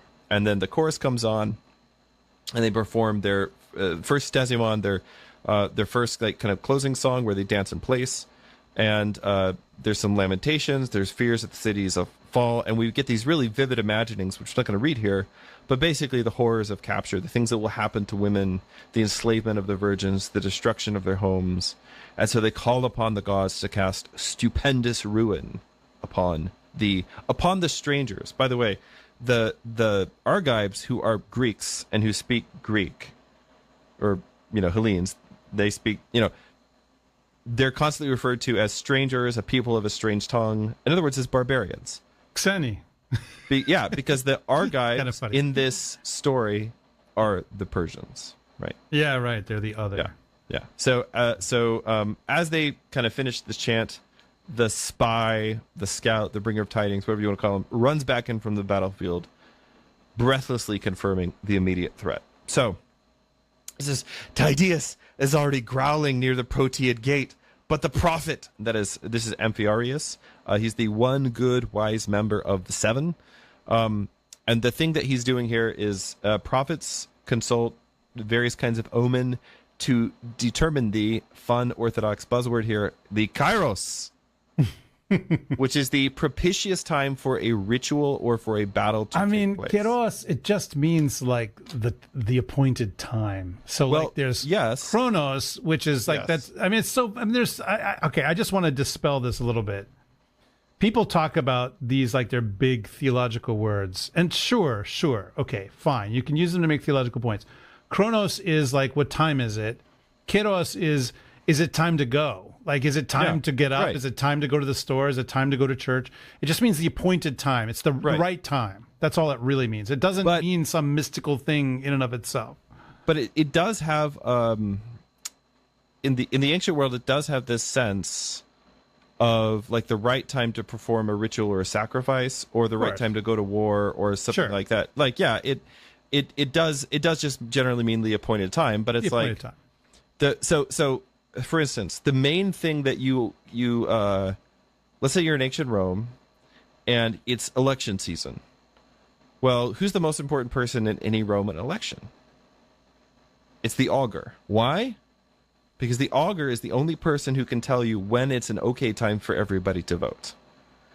And if let's say like your people haven't all showed up to the polls yet, you really want to make sure that the augur doesn't notice that bird flying over there and say, oh, guys, it's time to go. Right? And so the idea is that there are propitious times which are pleasing to the gods for certain kinds of actions to take place. And that the gods will let you know this through various kinds of omens. And the augury, haruspicy, like all these different forms of taking the auspices, like reading omens, are basically to determine these kinds of things. So one of the things, I mean, this is what astrology is for, mainly in the ancient world. That's why astrology is always associated with idolatry, because you're sacrificing a sacrifice to a god, and then you're watching the heavens to see, like, oh, look, Jupiter's over there right now, and so Jupiter shines on the thing that we're doing, and so it's a good time to go. So let's invade, or let's try to take the kingdom back, or whatever. And so they have Amphiaraus, who is the one wise man among the seven, at least in this telling, and he's a prophet, and so he's consulting various omens. And there's kind of this running thing in the wider literature that Amphiaraus already knows he's going to die before the walls of Thebes, so he's constantly trying to delay things. And one of the ways that he delays things is just by constantly saying the omens are bad, the omens are bad, the omens are bad. And Tydeus, who will die during the attack on the assault on the city, Tydeus is like a hyper violent uber killer kind of a dude. Like, the thing that he's famous for is killing large groups of men by himself over and over again, including like apparently like all the men in his family at one point, which is why he was exiled. And this, whenever people would ask him, did you really do that? He's like, well, either I didn't do it, and therefore a great shame has come upon me, and you would be a bad person if you didn't help me, or I did do it, in which case I'm the most dangerous person you've ever met, and you'd be in big trouble if you didn't help me. And people are always like, oh, that is a good point, Tydeus. I guess we should help you. But Tydeus, like, literally when he dies before the walls of Thebes, like, he dies killing his attacker, and the goddess Athena is so impressed that she's like, I'm going to make that guy immortal. So she's descending from Olympus to make him immortal. And just as she's doing that, Tydeus, as he's dying, I'm really sorry, kids at home. Scoops out a handful of brains from the guy that he's just killed and just starts eating them. He's like, if I'm going to die, I'm going to go out eating your brains. And Athena is like, nope, I'm out. And does not make him immortal. That is literally how that happens. We'll read this next week or next episode. It's one of my favorite moments in that. It's just such a fun cycle of stories. If we get through this one. Moments. We're going to get through it. This incredibly short play. This incredibly short play. Okay, so anyway. So Amphiaraus is out there basically saying, oh, it's not Kairos. It's not time yet. It's not time to eat the brains. It's not time yet. Yeah, so he's not allowing, the prophet is not allowing him to cross the river Ismenus because the sacrifices are not giving good signs. Tydeus, lusting madly for battle, is screaming like a snake hissing at midday and is belaboring the wise prophet, the son of Oedipus, with insults, saying that he is cringing before death and battle through cowardice. As he utters these cries, he shakes 3 crests, casting long shadows the mane of his helmet. And on the underside of his shield, bells of beaten bronze make a terrifying clang. This is so cool. Fashioned upon his shield, he bears this proud device, a blazing firmament of stars. Conspicuous in the center of the shield is a brilliant full moon, the greatest of the stars, the eye of night. Raving thus in his boastful armor, he screams by the bank of the river long enough for battle, like a horse panting against the force of a bitten bridle, and impatiently awaiting the sound of the trumpet. Whom will you station to oppose this man? Who can be relied upon before Proteus to stand before Proteus' gate when its bolts are undrawn? And this is the bulk of the play now. Yeah, it's going to be a lot of shield, you guys. Yeah, this is why I really liked this when I was a young guy, because I was spy coming in and basically saying, okay, this guy is standing at this gate. Whom will you send? And Eteocles is like, I will send this guy. Yes. And this is the bulk of the play. This is it, guys. So this is what Eteocles says in response. Andrew really likes heraldry, though, so he's here for it. Okay, short, shameful confession. When I was a young lad, over 30 years ago, I was a member of what is called the Society for Creative Anachronism, the SCA. See, I think that's just awesome. And I was a herald. Yep. You seem like if you were in SCA, that's what you would have been. I get it. I dig it. All right. Anyway, Eteocles says, I would not tremble at the accoutrements of any man, and shield devices cannot inflict wounds, nor can crests or bells hurt without a spear. As for this knight which you say is on his shield, glittering with the stars of heaven, well, perhaps someone's folly may prove prophetic. But if the night of death should fall in his eyes, then this boastful device would prove to be rightly and properly true to its name for its bearer, and he will have made this arrogant prophecy against himself. I will post against Tydeus as defender of this gate the brave son of Eteocles, a man of very noble birth, and one who honors the throne of modesty and hates arrogant words, for he never does a shameful deed, and to be cowardly is not his way. He is a scion arising from the sown men whom Ares spared, and a man of this land through and through. Melanippus! Ares will decide the issue with his dice, but it is very much the just duties of kinship that send him forth to protect the mother that bore him from the enemy's spear. I just want to point out what a cool name Melanippus is. It means black horse. Yeah, it's pretty rad. Everything, all these guys are super rad. Like I think part of the reason that this resonated so much with a much younger me is just because it's just like dudes and their sweet gear, and like this is like anime.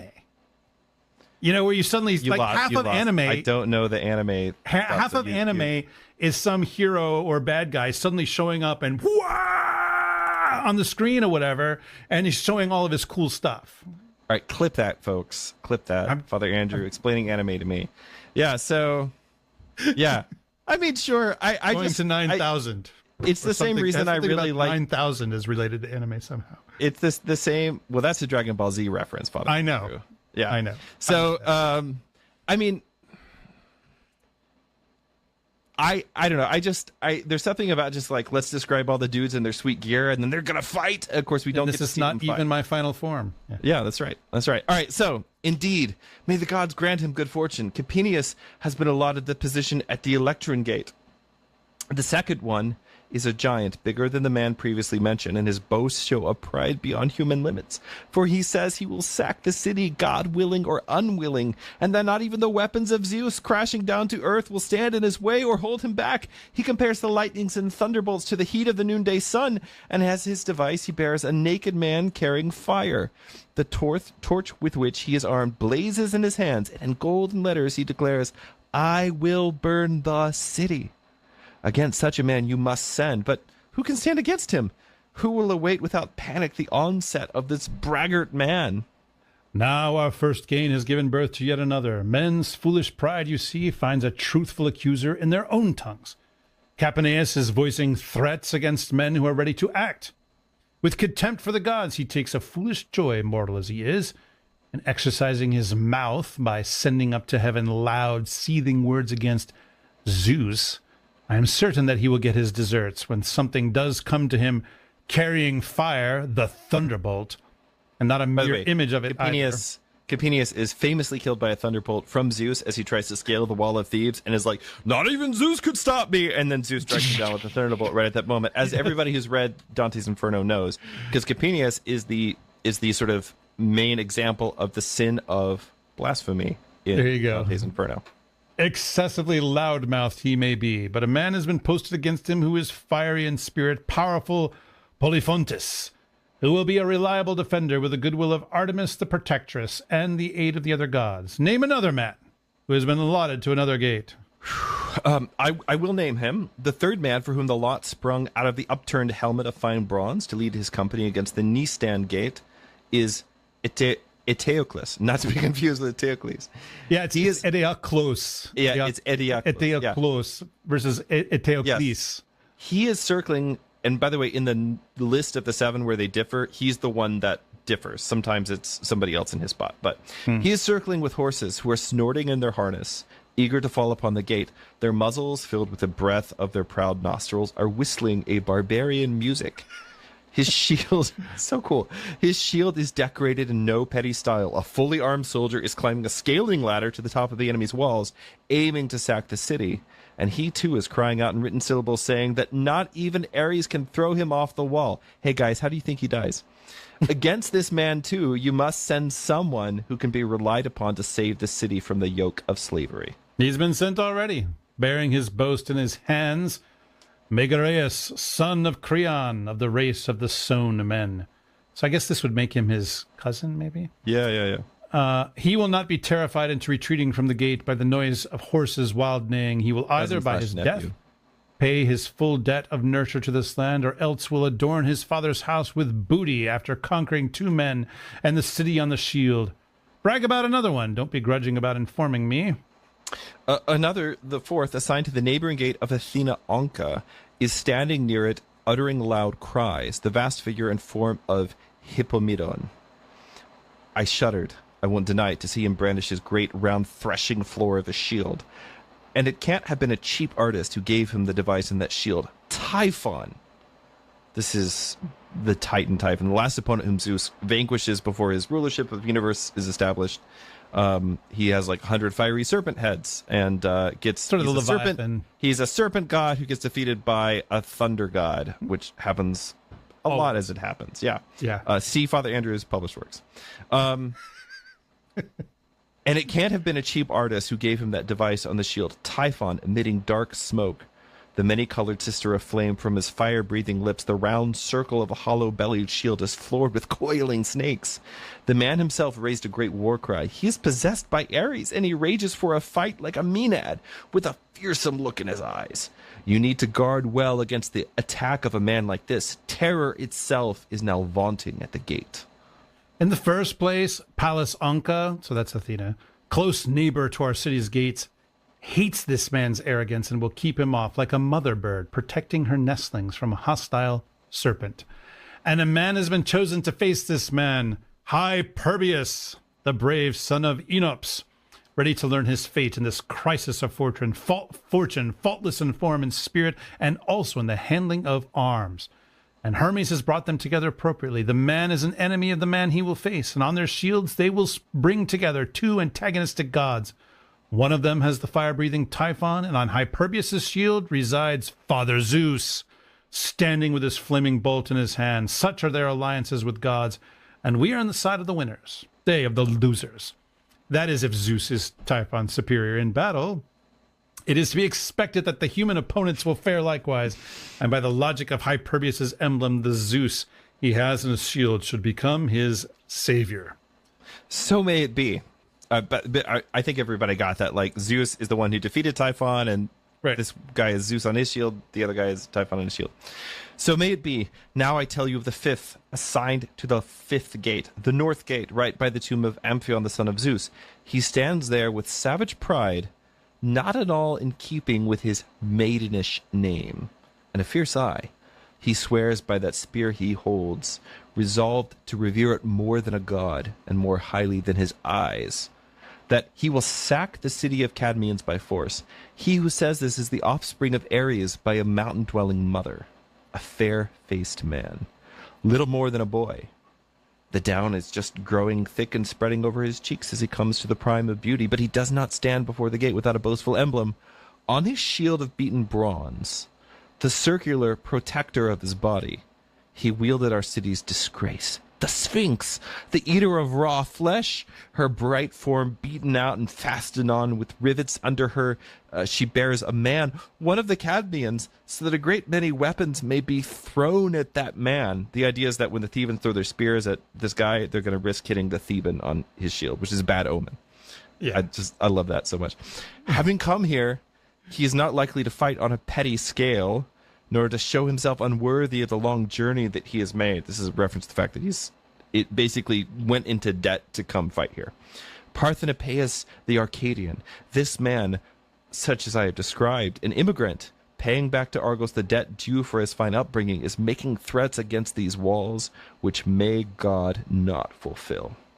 May they receive from the gods a fate that matches their own intentions, they and these unholy boasts of theirs. Then they would surely perish utterly and wretchedly. But for this man too, the Arcadian you speak of, there is a man who does not boast, but whose hand can see what needs to be done. Actor, brother of the last mentioned. He will not allow a tongue with no deeds to its credit to flood in through the gates and breed trouble, nor that hateful, hurtful beast to pass from the outside to the inside. She will blame her bear when she gets an intense pounding below the city walls. If the gods are willing, what I speak will be the truth. I have to say, by the way, in the town I live in, Mays, Pennsylvania, it's actors who commit all the crimes. If you read the police report, it just says actor and entered vehicle, actor, you know. So I mean, just kind of the whole stereotype about actors. Better than Florida Man, I guess. By the way, I introduced you to the fun game. Should we share that with the audience who are listening in? If you made it this far into the video, you get to learn the fun game. Florida Man. Your Florida scope. So you just put in you put in the day of the year you were born, not the year, just the day of the year that you're born, and then Florida Man into Google, and then like the first search result that comes up. That's the horoscope. That's the game. All right, so the sixth man I have to speak of is a man of the highest virtue and an excellent fighter, powerful Amphiaraus. Amphiaraus he's the oldest member of the expedition. He was one of the people in the hunt for the Caledonian boar, actually alongside Atalanta, who's the mother that's referred to of the last guy who was just described. Anyway, also like I think Nestor was there, like a lot of the great heroes of that generation were there. Yeah, it was a big, like anybody who's anybody was there, literally. Amphiaraus, the prophet, standing before the Homoloid gate, he is casting many reviling words at powerful Tydeus, murderer, wrecker of your city, Argos, great instructor of evil, arouser of fury, a high priest of carnage. By the way, high priest of carnage, sick nickname. Is that the name of your next band? Yes, it is. However, all my bands are alternative polka, so... Adrastus counselor in the... Yes, that's right.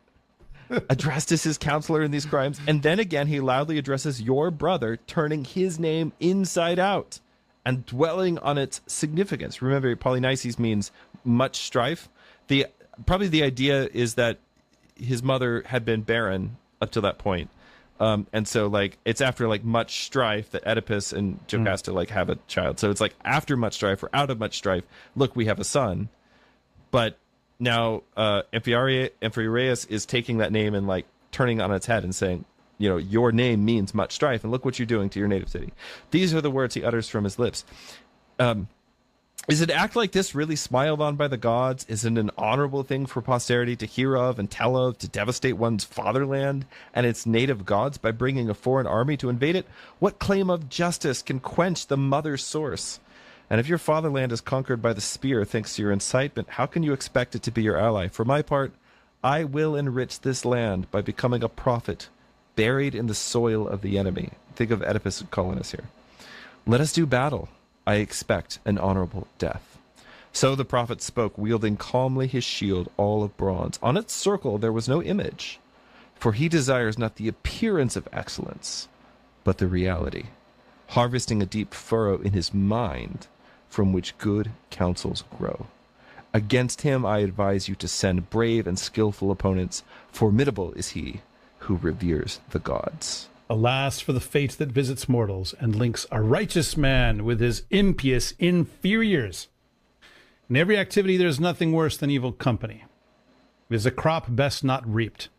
Either a virtuous man boards a ship together with sailors engaged in some headstrong villainy and perishes along with that god-detested set of men, or else an honest man in the company of fellow citizens, men who hate foreigners, and are unmindful of the gods, is caught unjustly in the same net as they, and is lashed and laid low, together with them all by the scourge of God. So too this seer, the son of Aeschylus, a virtuous, upright, courageous, and pious man, a great prophet, has joined together against his will with impious men of arrogant speech, who are marching one after another down a road on which is a long journey to come back.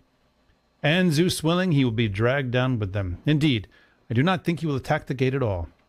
Not because he's lacking in spirit or cowardly in character, but he knows that he is destined to die in the battle, if the oracle of Laius is to bear fruit. That's another name for Apollo. Yeah, and his habit is to be either silent or accurate.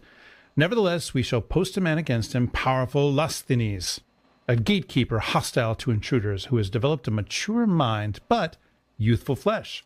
His eye is swift, and in action he is not slow to seize with his spear on a spot exposed by a movement of the shield. But mortal's good fortune is the gift of God. Now this is the seventh at the seventh gate. By the way, this is capital S, seventh gate. That's the name of it. And Big music. It was called this. Yeah, the seventh gate. It's called. There's a shrine to Apollo nearby, and Apollo's number is 7. Which is, by the way, that's how taking the auspices works.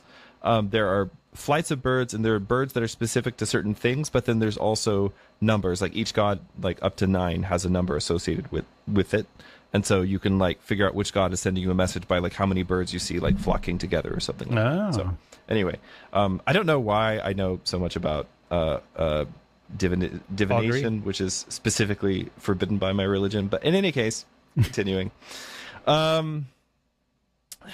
Now this is the 7th at the 7th gate, your own brother. I will tell you what a fate and curse he prays may befall this city, sounding out a jubilant paean for its capture, to join battle with you, kill you, and die beside you, or else if you survive to punish you, as the one who degraded him and drove him out in the same manner by banishment. Such is the cry of powerful Polynices, and he is calling on the ancestral gods of his fatherland to look favorably on his prayers in every way. He has a new-fashioned, well-rounded shield, and a double device cunningly worked upon it. One beholds a man-at-arms made of gold, led by a woman who walks ahead of him with a modest gait. And as the writing proclaims, she says that she is justice, and I will bring this man back from exile, and he will possess his father's city and the right to dwell in his home. Such are the devices of those men, for you will never have reason to criticize me for my reports. Now you yourself must decide how to command, literally to be the ship's captain of the city. Oh, my family, driven mad and greatly hated by the gods, my family so full of tears, the house of Oedipus. Ah, me, my father's curse is truly now fulfilled, but it is not proper to cry or lament. lest that give birth to grief even harder to bear. For this man so well named, Polynices, I mean. We shall soon know where that blazon will end up, whether those letters worked in gold, blathering insanely on his shield, are really going to bring him home. If Justice, the virgin daughter of Zeus, were actually present in his actions and his mind, that might possibly have been the case. But in fact, neither when he escaped the darkness of the womb, nor when he was growing, nor when he reached adolescence, nor when his chin was gathering hair, did Justice ever set eyes on him or hold him in any honor. Nor now, surely, when he does harm to his own younger brother stuff, by the way. Nor now, surely, when he does harm to his own fatherland, is she standing close by him, I imagine. Truly, Justice would be utterly false to her name if she consorted with a man with so utterly audacious a mind. Trusting in this, I will go and stand against him myself. Who else has a better right to? I will stand as ruler against ruler, brother against brother, enemy against enemy. Give me my greaves at once to protect me against spear and shaft.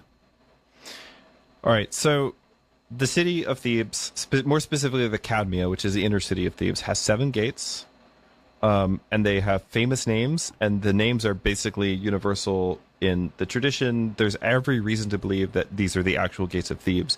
Most of them are named after either famous people from the Cadmean family, or they're named after the shrine of the god that's near that particular gate.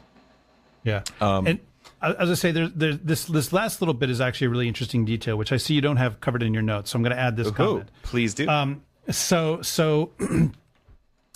Note he tells them, give me my greaves, right? So this is the armor that goes, is that the one that goes on the wrists or whatever? Or is that... Greaves go on the shins. On the shins, that's right.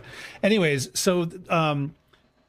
I knew it was some extremity next to the... Anyway, I know, I feel like an idiot now. But nonetheless, greaves are apparently the first piece of armor you put on. I'm grieved. Yes. Greaves are the first piece of armor that you put on, which is an indication that up to this point, Eteocles has not been wearing armor. That's right. Which strongly suggests that until he received word that his brother was at gate number 7, he wasn't intending to actually go and fight the battle himself. He's not wearing armor. Otherwise he would have it on at this point. This at least is what some of the scholarship commentary that I've seen on this says is that because he's not armored yet at this point. He wasn't intending to go. It was hearing about his brother being there that he's like, okay, I'm going to go get that guy. Yeah, because the idea is that he's basically trying to match the right person to defend each gate, but like he's the only right person to fight his brother. And the thing is that doing this, and this is where the tension of the last part of the tragedy comes in, is that he already knows that the curse is that he and his brother are supposed to divide their inheritance by iron. In other words, like kill each other. And so by doing this, he's sort of making that prophecy happen. And it's actually interesting how, unlike Laius or unlike Oedipus, he's not running away from the prophecy and causing it to happen. He's just sort of embracing the fact that, oh, well, it seems like this is what has to happen. And so he's like gearing up to go out and do it.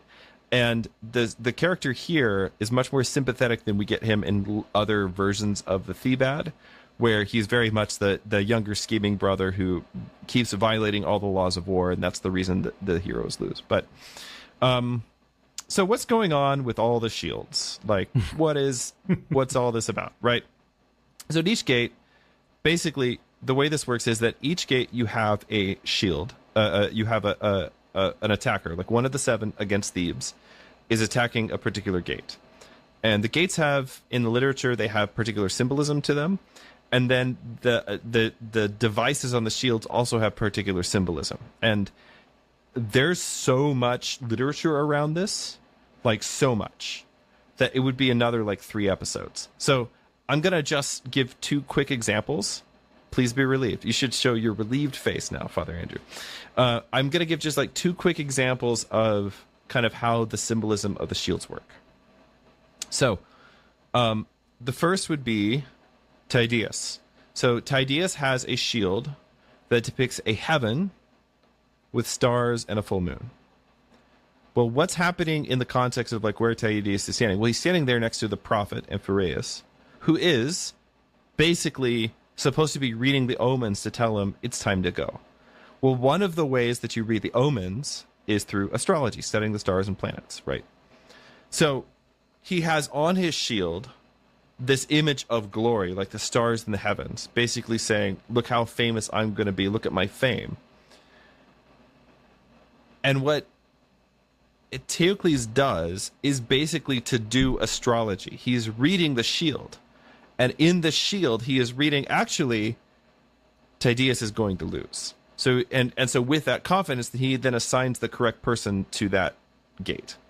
Another example of the way that the symbolism sometimes works is with Parthenopaeus, the Arcadian, who is like, the idea is that he's a young man, but he's kind of pretty, you know, but he's like really dangerous in battle.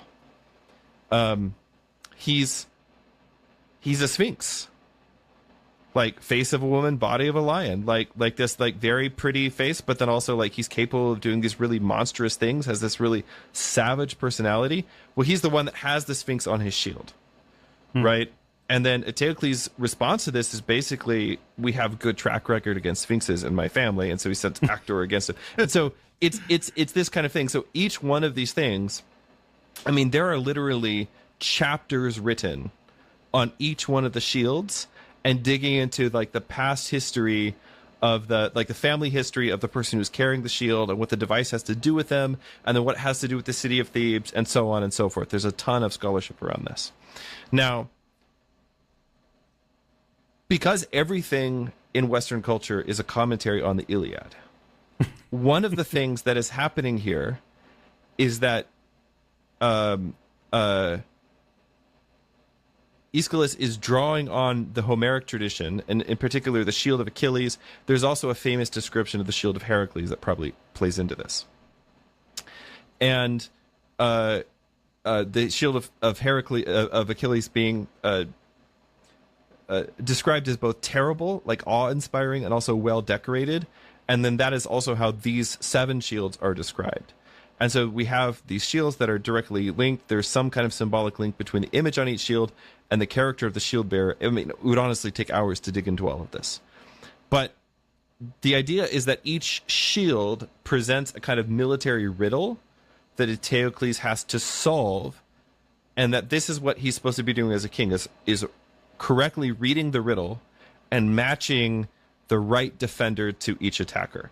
And so a lot of scholars have actually proposed that the decorated shields of all 7 attackers form a single shield that is meant to be a cognate to Achilles' decorated shield, or Agamemnon's terrible shield. There's also a famous description of Agamemnon's shield. And that Eteocles here is basically, he's the king mentor, he's the ship captain, that he's supposed to correctly decipher what's depicted on the shield, because when they're all put together, what you actually get is this image of a city in danger, but then also like justice coming into the world. And so by reading all of this properly, he is able to defend the city. And so last but not least, you have his brother Polynices' shield, which depicts justice leading a golden warrior, right? And Eteocles dismisses this as this mask of pseudo-virtue, because he says, true justice has never been on my brother's side. And so the shield becomes sort of this, actually, a pedagogical tool, because if you look at all the things the shield is about, like if you take them all 7 together as one, like that image that we just put up on the screen, it's this picture of hubris, of divine will, but then also of you could say like the ethical responsibilities of leadership and citizenship. So I would encourage people, if you're curious about this, there's a ton of articles out there in academia.edu you can dig up. There's a lot of ancient commentaries on the stuff that you can dig up as well. People were really interested in the shield scene. And they made, I mean, half the play is just describing these shields.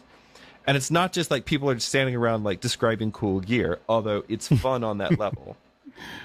It's actually that each one of these shields, like if you know the story of the Argives, if you know the story of each hero and their family, the shield means something to you, and the way Eteocles has to deal with that is also symbolically significant. So, upon hearing that Polynices is coming to fight him, or coming to attack the 7th most important gate, Eteocles declares his father's curses are being fulfilled. And so he resolves to go meet him personally, saying, prince with great prince, brother with brother, foe shall meet with foe. And the chorus pleads with him not to do this because it's going to make him a kinslayer, which is the family curse, and also because he's going to die. And Eteocles is basically resolute. He sees this as his fate, and unlike his father and his grandfather slash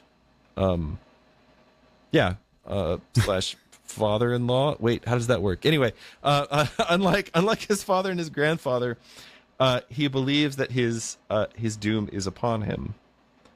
And as foretold by Oedipus's curse, they divide the inheritance with iron. And so the play kind of wraps up, and there's a lot of back and forth between Eteocles and the chorus, which is actually really beautiful. We just don't have time to read it here. But it wraps up with the chorus, and the chorus kind of dwelling. And I think this is a good way to kind of bring our look at the Greek tragedies to an end, which is with this final choric song, which laments the horror overshadowing the house of Oedipus. Do you want to read this, or do you want me to read this? Yeah, I'll read it. I shudder at that destroyer of families, that goddess unlike the gods, that all too true prophet of evil. The fury of the father's curse, that it has fulfilled the angry imprecations of Oedipus's warped mind. This strife that will destroy his children is hastening it on. And a foreigner is dividing their inheritances. A Calibian migrant from Scythia, a harsh distributor of property, cruel-hearted iron, allotting them land to dwell in as much as is given to the dead to possess, with no share of the broad plains. And when they die in kindred slaughter, killed by one another, and the dust of earth drinks up their dark red clotted blood, who can provide purification? Who can release them? Oh, new troubles for the house, mingling with its old woes. For I speak of the transgression born long ago, punished swiftly, but remaining to the third generation, when Laius, defying Apollo, who had told him thrice at the central navel of earth, the oracular sanctuary of Pytho, to die without issue, and so save his city, mastered by his own cherished, unwise counsels, begot his own death. Oedipus, the father-slayer, who sowed the sacrosanct soil of his mother, where he had been nurtured, and suffered a blood-stained progeny. It was mindless madness that brought that bridal couple together. Now the sea, as it were, is bringing waves of trouble.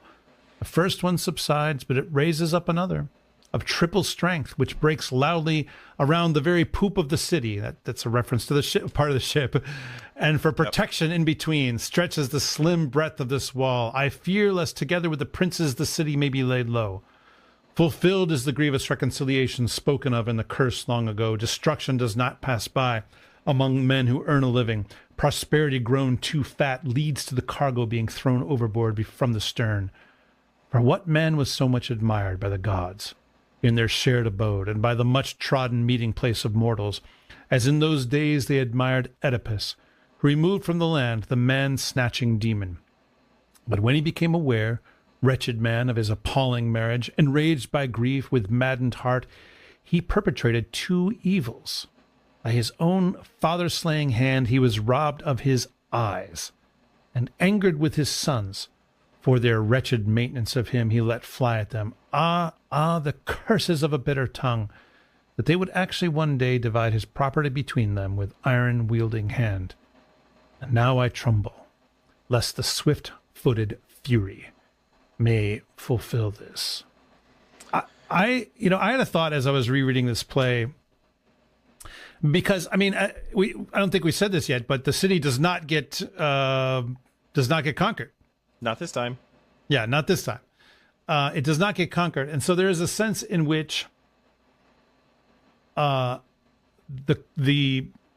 oracle that's given to Laius at the beginning, that his city would be destroyed if he had issue, that it's fulfilled, because not in the sense, not it will get conquered, right, eventually, but in this point though, all of his male offspring are dead.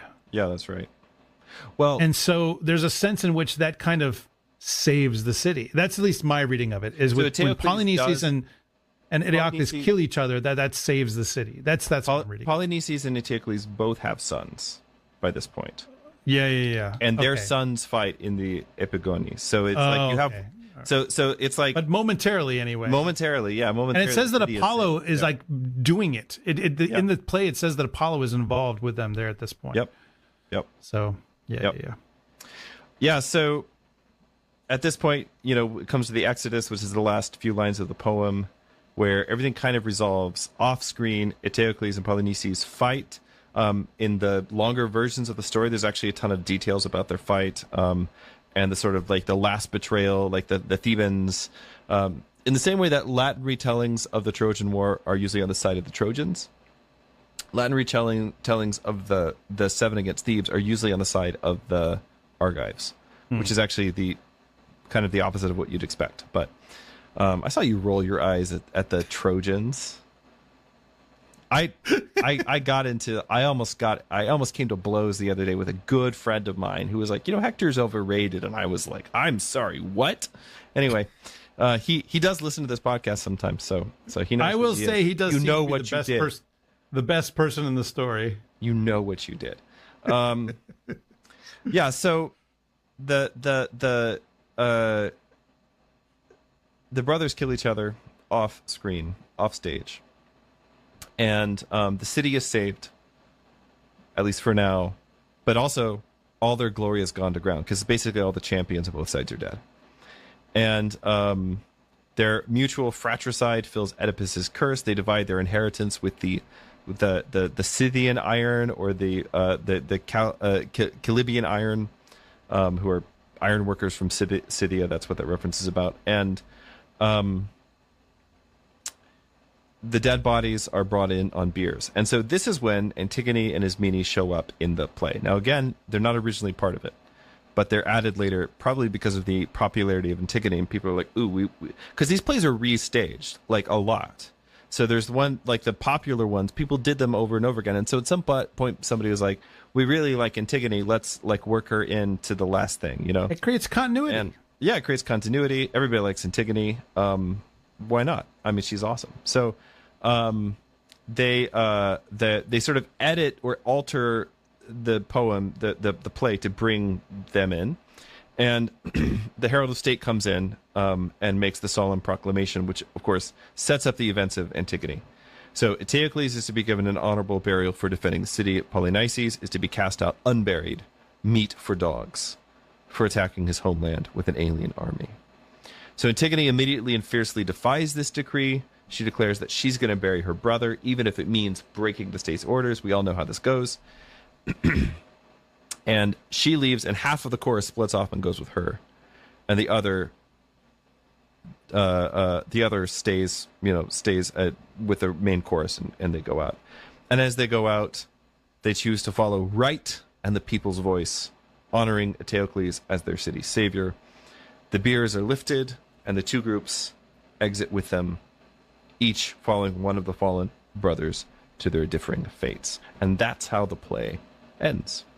So, that's it, guys. If you stuck with us this long, in a very efficient 2 hours, we got through a little bit of an introduction and then the play Seven Against Thebes. So, let's check in with the chat.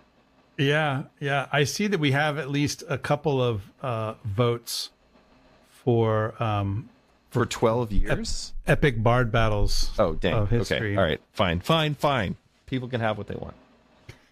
Got to give the crowds what they want. Got to give the raging crowds what they want. Yeah. Sam Cook says the Iliad is the story of Achilles getting angry that he wanted a concubine claimed by Agamemnon, and I don't think either of them asked for her opinion in the matter. I think this is going back to the misogyny. Yeah. I mean, right. Yeah, that's right. I mean, slaves in general just don't have there's a lot of slavery in ancient Greece, and slaves in general just don't have a lot of choice in things. Yeah. Kentucky Squirrel is here. Good to have you, man. I note that Bacon actually wrote all of Shakespeare. Did you know that? Cool. Knowledge is power. France is bacon. Yes. That's one of my favorite bits of internet lore. Completely off topic, but Dan Vicious says, Father Andrew, I just saw you met Lacey Sturm. She's amazing. How cool was that? Pretty cool, actually. How cool? I was substituting at a parish in my general region, about an hour and a half away, and she happened to be there. And she was. It's not her parish, but she was passing through, and she was visiting. And I mean, I was a little. I know who she is. I knew who she was, but I'm not super familiar with her music. I had listened to a couple of things. She's, for those of you who do not know, she's the lead singer of a band called Flyleaf, but she also has done some solo stuff. She's a rock musician, and also an Orthodox Christian. As of I think a few years, I was not allowed to listen to rock music growing up, as you well know. Yeah. So anyways, she was there, and I mean, I didn't recognize her, but she came up to me actually at the end of the service and said to me, so I have this friend who's the guitarist of the band Skillet. And I was like, okay, I have heard of Skillet. Yes. Yeah. Me too. And she's a Calvinist, but like a super big fan of yours. And can we FaceTime so I can show her that, you're here? I was like, yes, absolutely. And so we FaceTimed with the guitarist of Skillet during coffee hour. And then I spoke with her for just a few minutes, and I said, hey, would it be cool if we got a photo together? And she was, of course, very gracious. And kind of an amusing detail to me anyway is in order to make that selfie that I posted on the internet work, she had to really get on her tiptoes, and I really had to kneel down because, God love her, she is 4'11". Oh, and I am not, and so yes. But it was very nice to meet her, and yeah. So that's all there really is to it. But actually, on my ride home, I decided to listen to some Flyleaf and listen to some of her solo bits, just so I'd have a little bit better familiarity with the person that I had just met. And I mean, it's pretty cool stuff, actually. I'm sure Dan Vicious there is a big fan, probably can name all of her stuff, but yes, it was nice to meet her. So again, not totally on topic for our discussion, but yeah.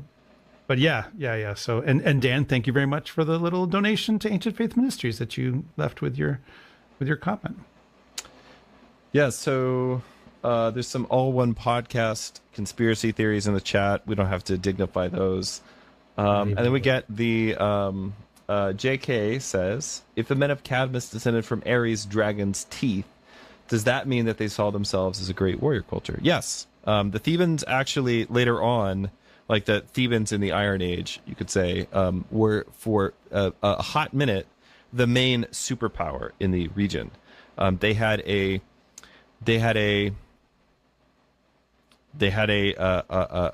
elite fighting force called the Sacred Band, which was made up completely of homosexuals, and it's just the fact. And they were the main power in the region for a hot minute until Philip of I think we're calling it Macedon again, until Philip of Macedon basically laid waste to the city of Thebes. But yeah, definitely saw themselves as being this great warrior culture. I mean, what a contrast with the Spartans, right? Who had their... Yes. They also definitely were an elite warrior culture. Yes. And they had their elite of the elite. But like when they go and fight Thermopylae... Now, they brought in 5,000 guys with them. But like the key 300, the ones that get into the movie, they only sent guys who already had sons. Because the idea was they all knew they were going to die. Yeah. And so it was okay for them to go because they had Yeah. heirs. Yeah. So I know Sam Cook says Philip of Yugoslavia defeated Thebes. Wow. Sam, I hope you don't know any Greek because boy, your name would be mud in Greek. I don't know how to say that in Greek, but I personally just try to never talk about the Balkans. I mean, this seems like the safest way to live your life. Philip of Yugoslavia. That's amazing. It's amazing. I'm definitely going to troll some people with that. Sam Cook also says, the funniest recent Florida man story was when Chuck E. Cheese got arrested in costume during a birthday party a couple of weeks ago. I will have to go look that up. I do love me a good Florida man story. One Wasu Mion asks, speaking of anime, Tydeus might be a reference of, I assume he means like the inspiration for Titus from Final Fantasy X. You know, I didn't play any Final Fantasy game since Final Fantasy like 3 or 4. So I'm not sure. It is the worst named. That along with Ultima. Like, how can you have Final Fantasy 5? Or, I mean, wasn't the first one the Final Fantasy? You know, it's kind of like this podcast. It just sort of pre-anti-penultimate fantasy. Yeah, that's right. That's right. All right. Well, this has been a lot of Theban stuff. But I brought a weird energy tonight, and for that, I don't apologize. But I think part of the reason that I was so excited to talk about this is because it is so little known, and it's so interesting to me. When you get something like this, especially this, I mean, the Theban of Statius is really important for kind of other reasons, but it's very late in the sense that when he describes things, he's obviously describing his experiencing Romans fight in war, which bears no resemblance to the way that people fought in the Hellenic Bronze Age. You know, so he describes things like legionary maniples and like the wedge formation, which was not used during the Bronze Age. Also in the Bronze Age, they were not fighting in formation as hoplites either. Like that's also, I mean, very different thing on Bronze Age warfare. Different rant, maybe a different podcast, maybe. Maybe next time we come around to the Iliad, I will give everybody a crash course in Bronze Age warfare, because that would be super fun for me and probably nobody else. But anyway, I just say all this to say, when you get something like this, you're getting this kind of, it's like getting just this little peek back into the past. I feel the same way kind of about Beowulf, like all the little details about things in the Beowulf poem. I mean, there's the overarching story, which is great.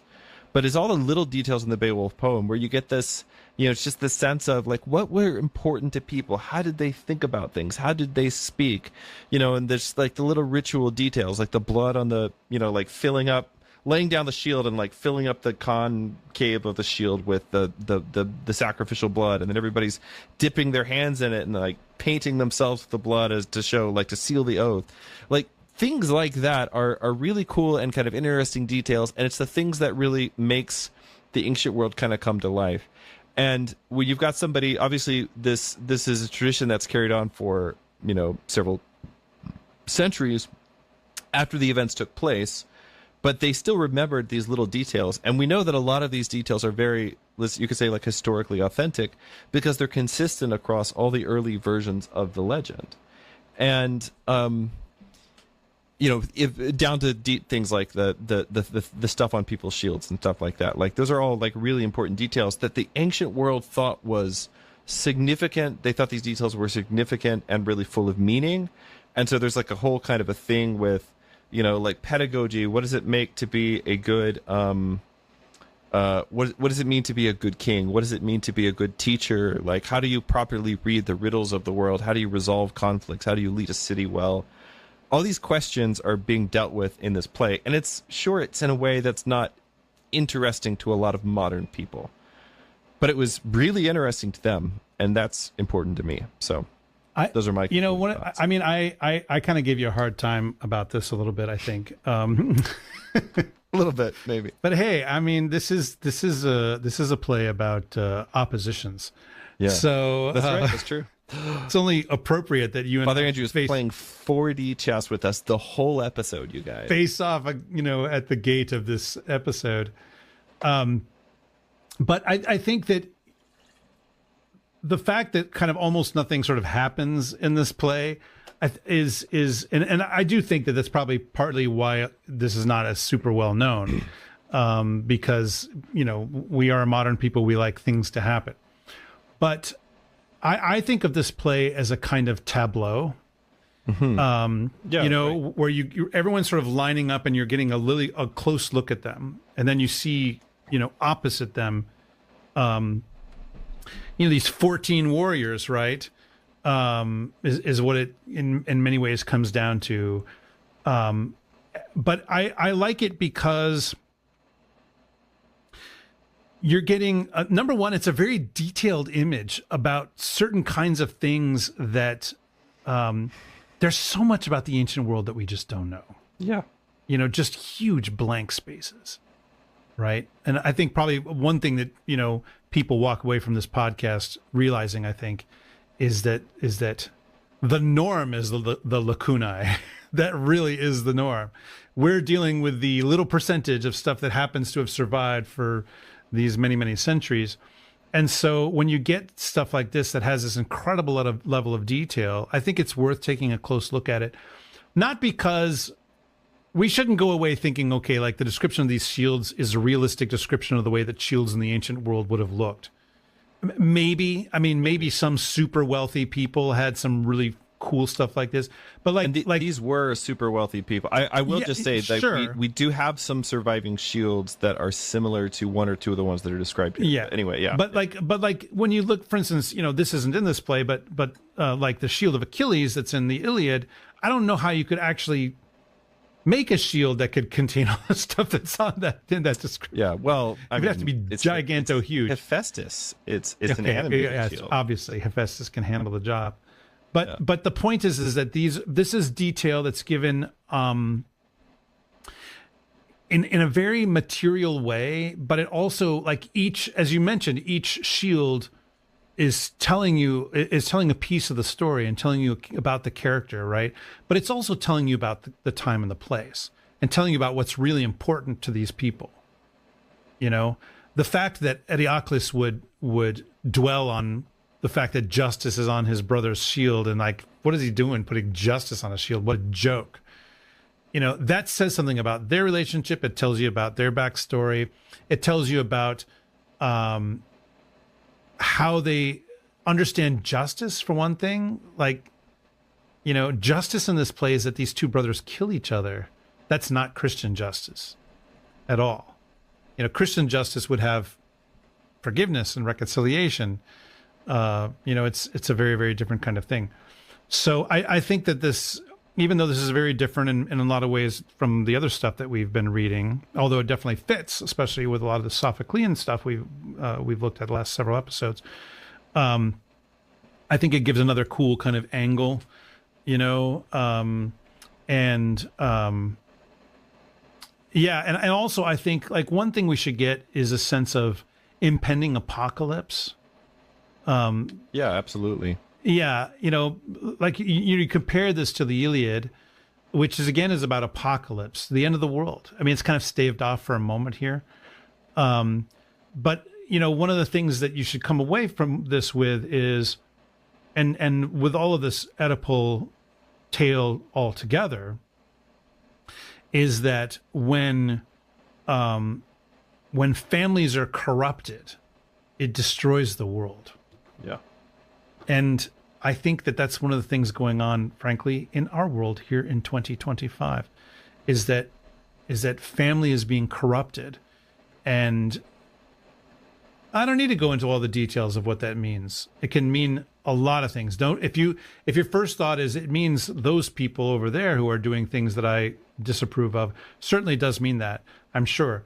But it also means that the way that we behave within our families is corrupting them, and it, to a greater or lesser extent, it does destroy the world. It destroys our world, destroys our communities, and so in some ways, this story is about all of that kind of playing out. The difference, of course, in this pagan tale is it becomes inevitable. Yeah, inevitable. Yeah. In Christianity, it's not inevitable. There's always a potential redemption. So, well, thanks for tuning in today. Oh, wait, that's your line. Yeah, that's my line. Thank you so much for writing it. Thanks for tuning in today to learn the sad end to the second chapter of the greatest war of the fourth age of the world. If you were edified by this conversation, even if it's just the dark horror of it all, please like, subscribe, share, and review. It sounds so ironic to put it that way. Well, one of our heroes was Oedipus, so the dark horse candidate. The dark horse, yeah. This show's home is right here on YouTube, but we are also on Spotify and Apple Podcasts, and so, click, click, click, star, star, star, rate, review, etc. Bell, bell, bell. If you're watching on YouTube, make sure you click that little bell when you subscribe, just like one of the little bells hanging off the bottom of Tydeus's shield. See, look, guys, it's topical, so that you get notified every time we put out a new episode, which is twice a month. For our next episode, we will regrettably be finishing hot Theban summer. With the Thebaid of Statius. Prepare to be thunderstruck. I was hoping for some kind of AC/DC. It's okay. We don't have the rights to that. So. Farewell. Yeah. May you always trace the silhouette of virtue in everything that you read. This has been a listener and viewer supported presentation of Ancient Faith Radio.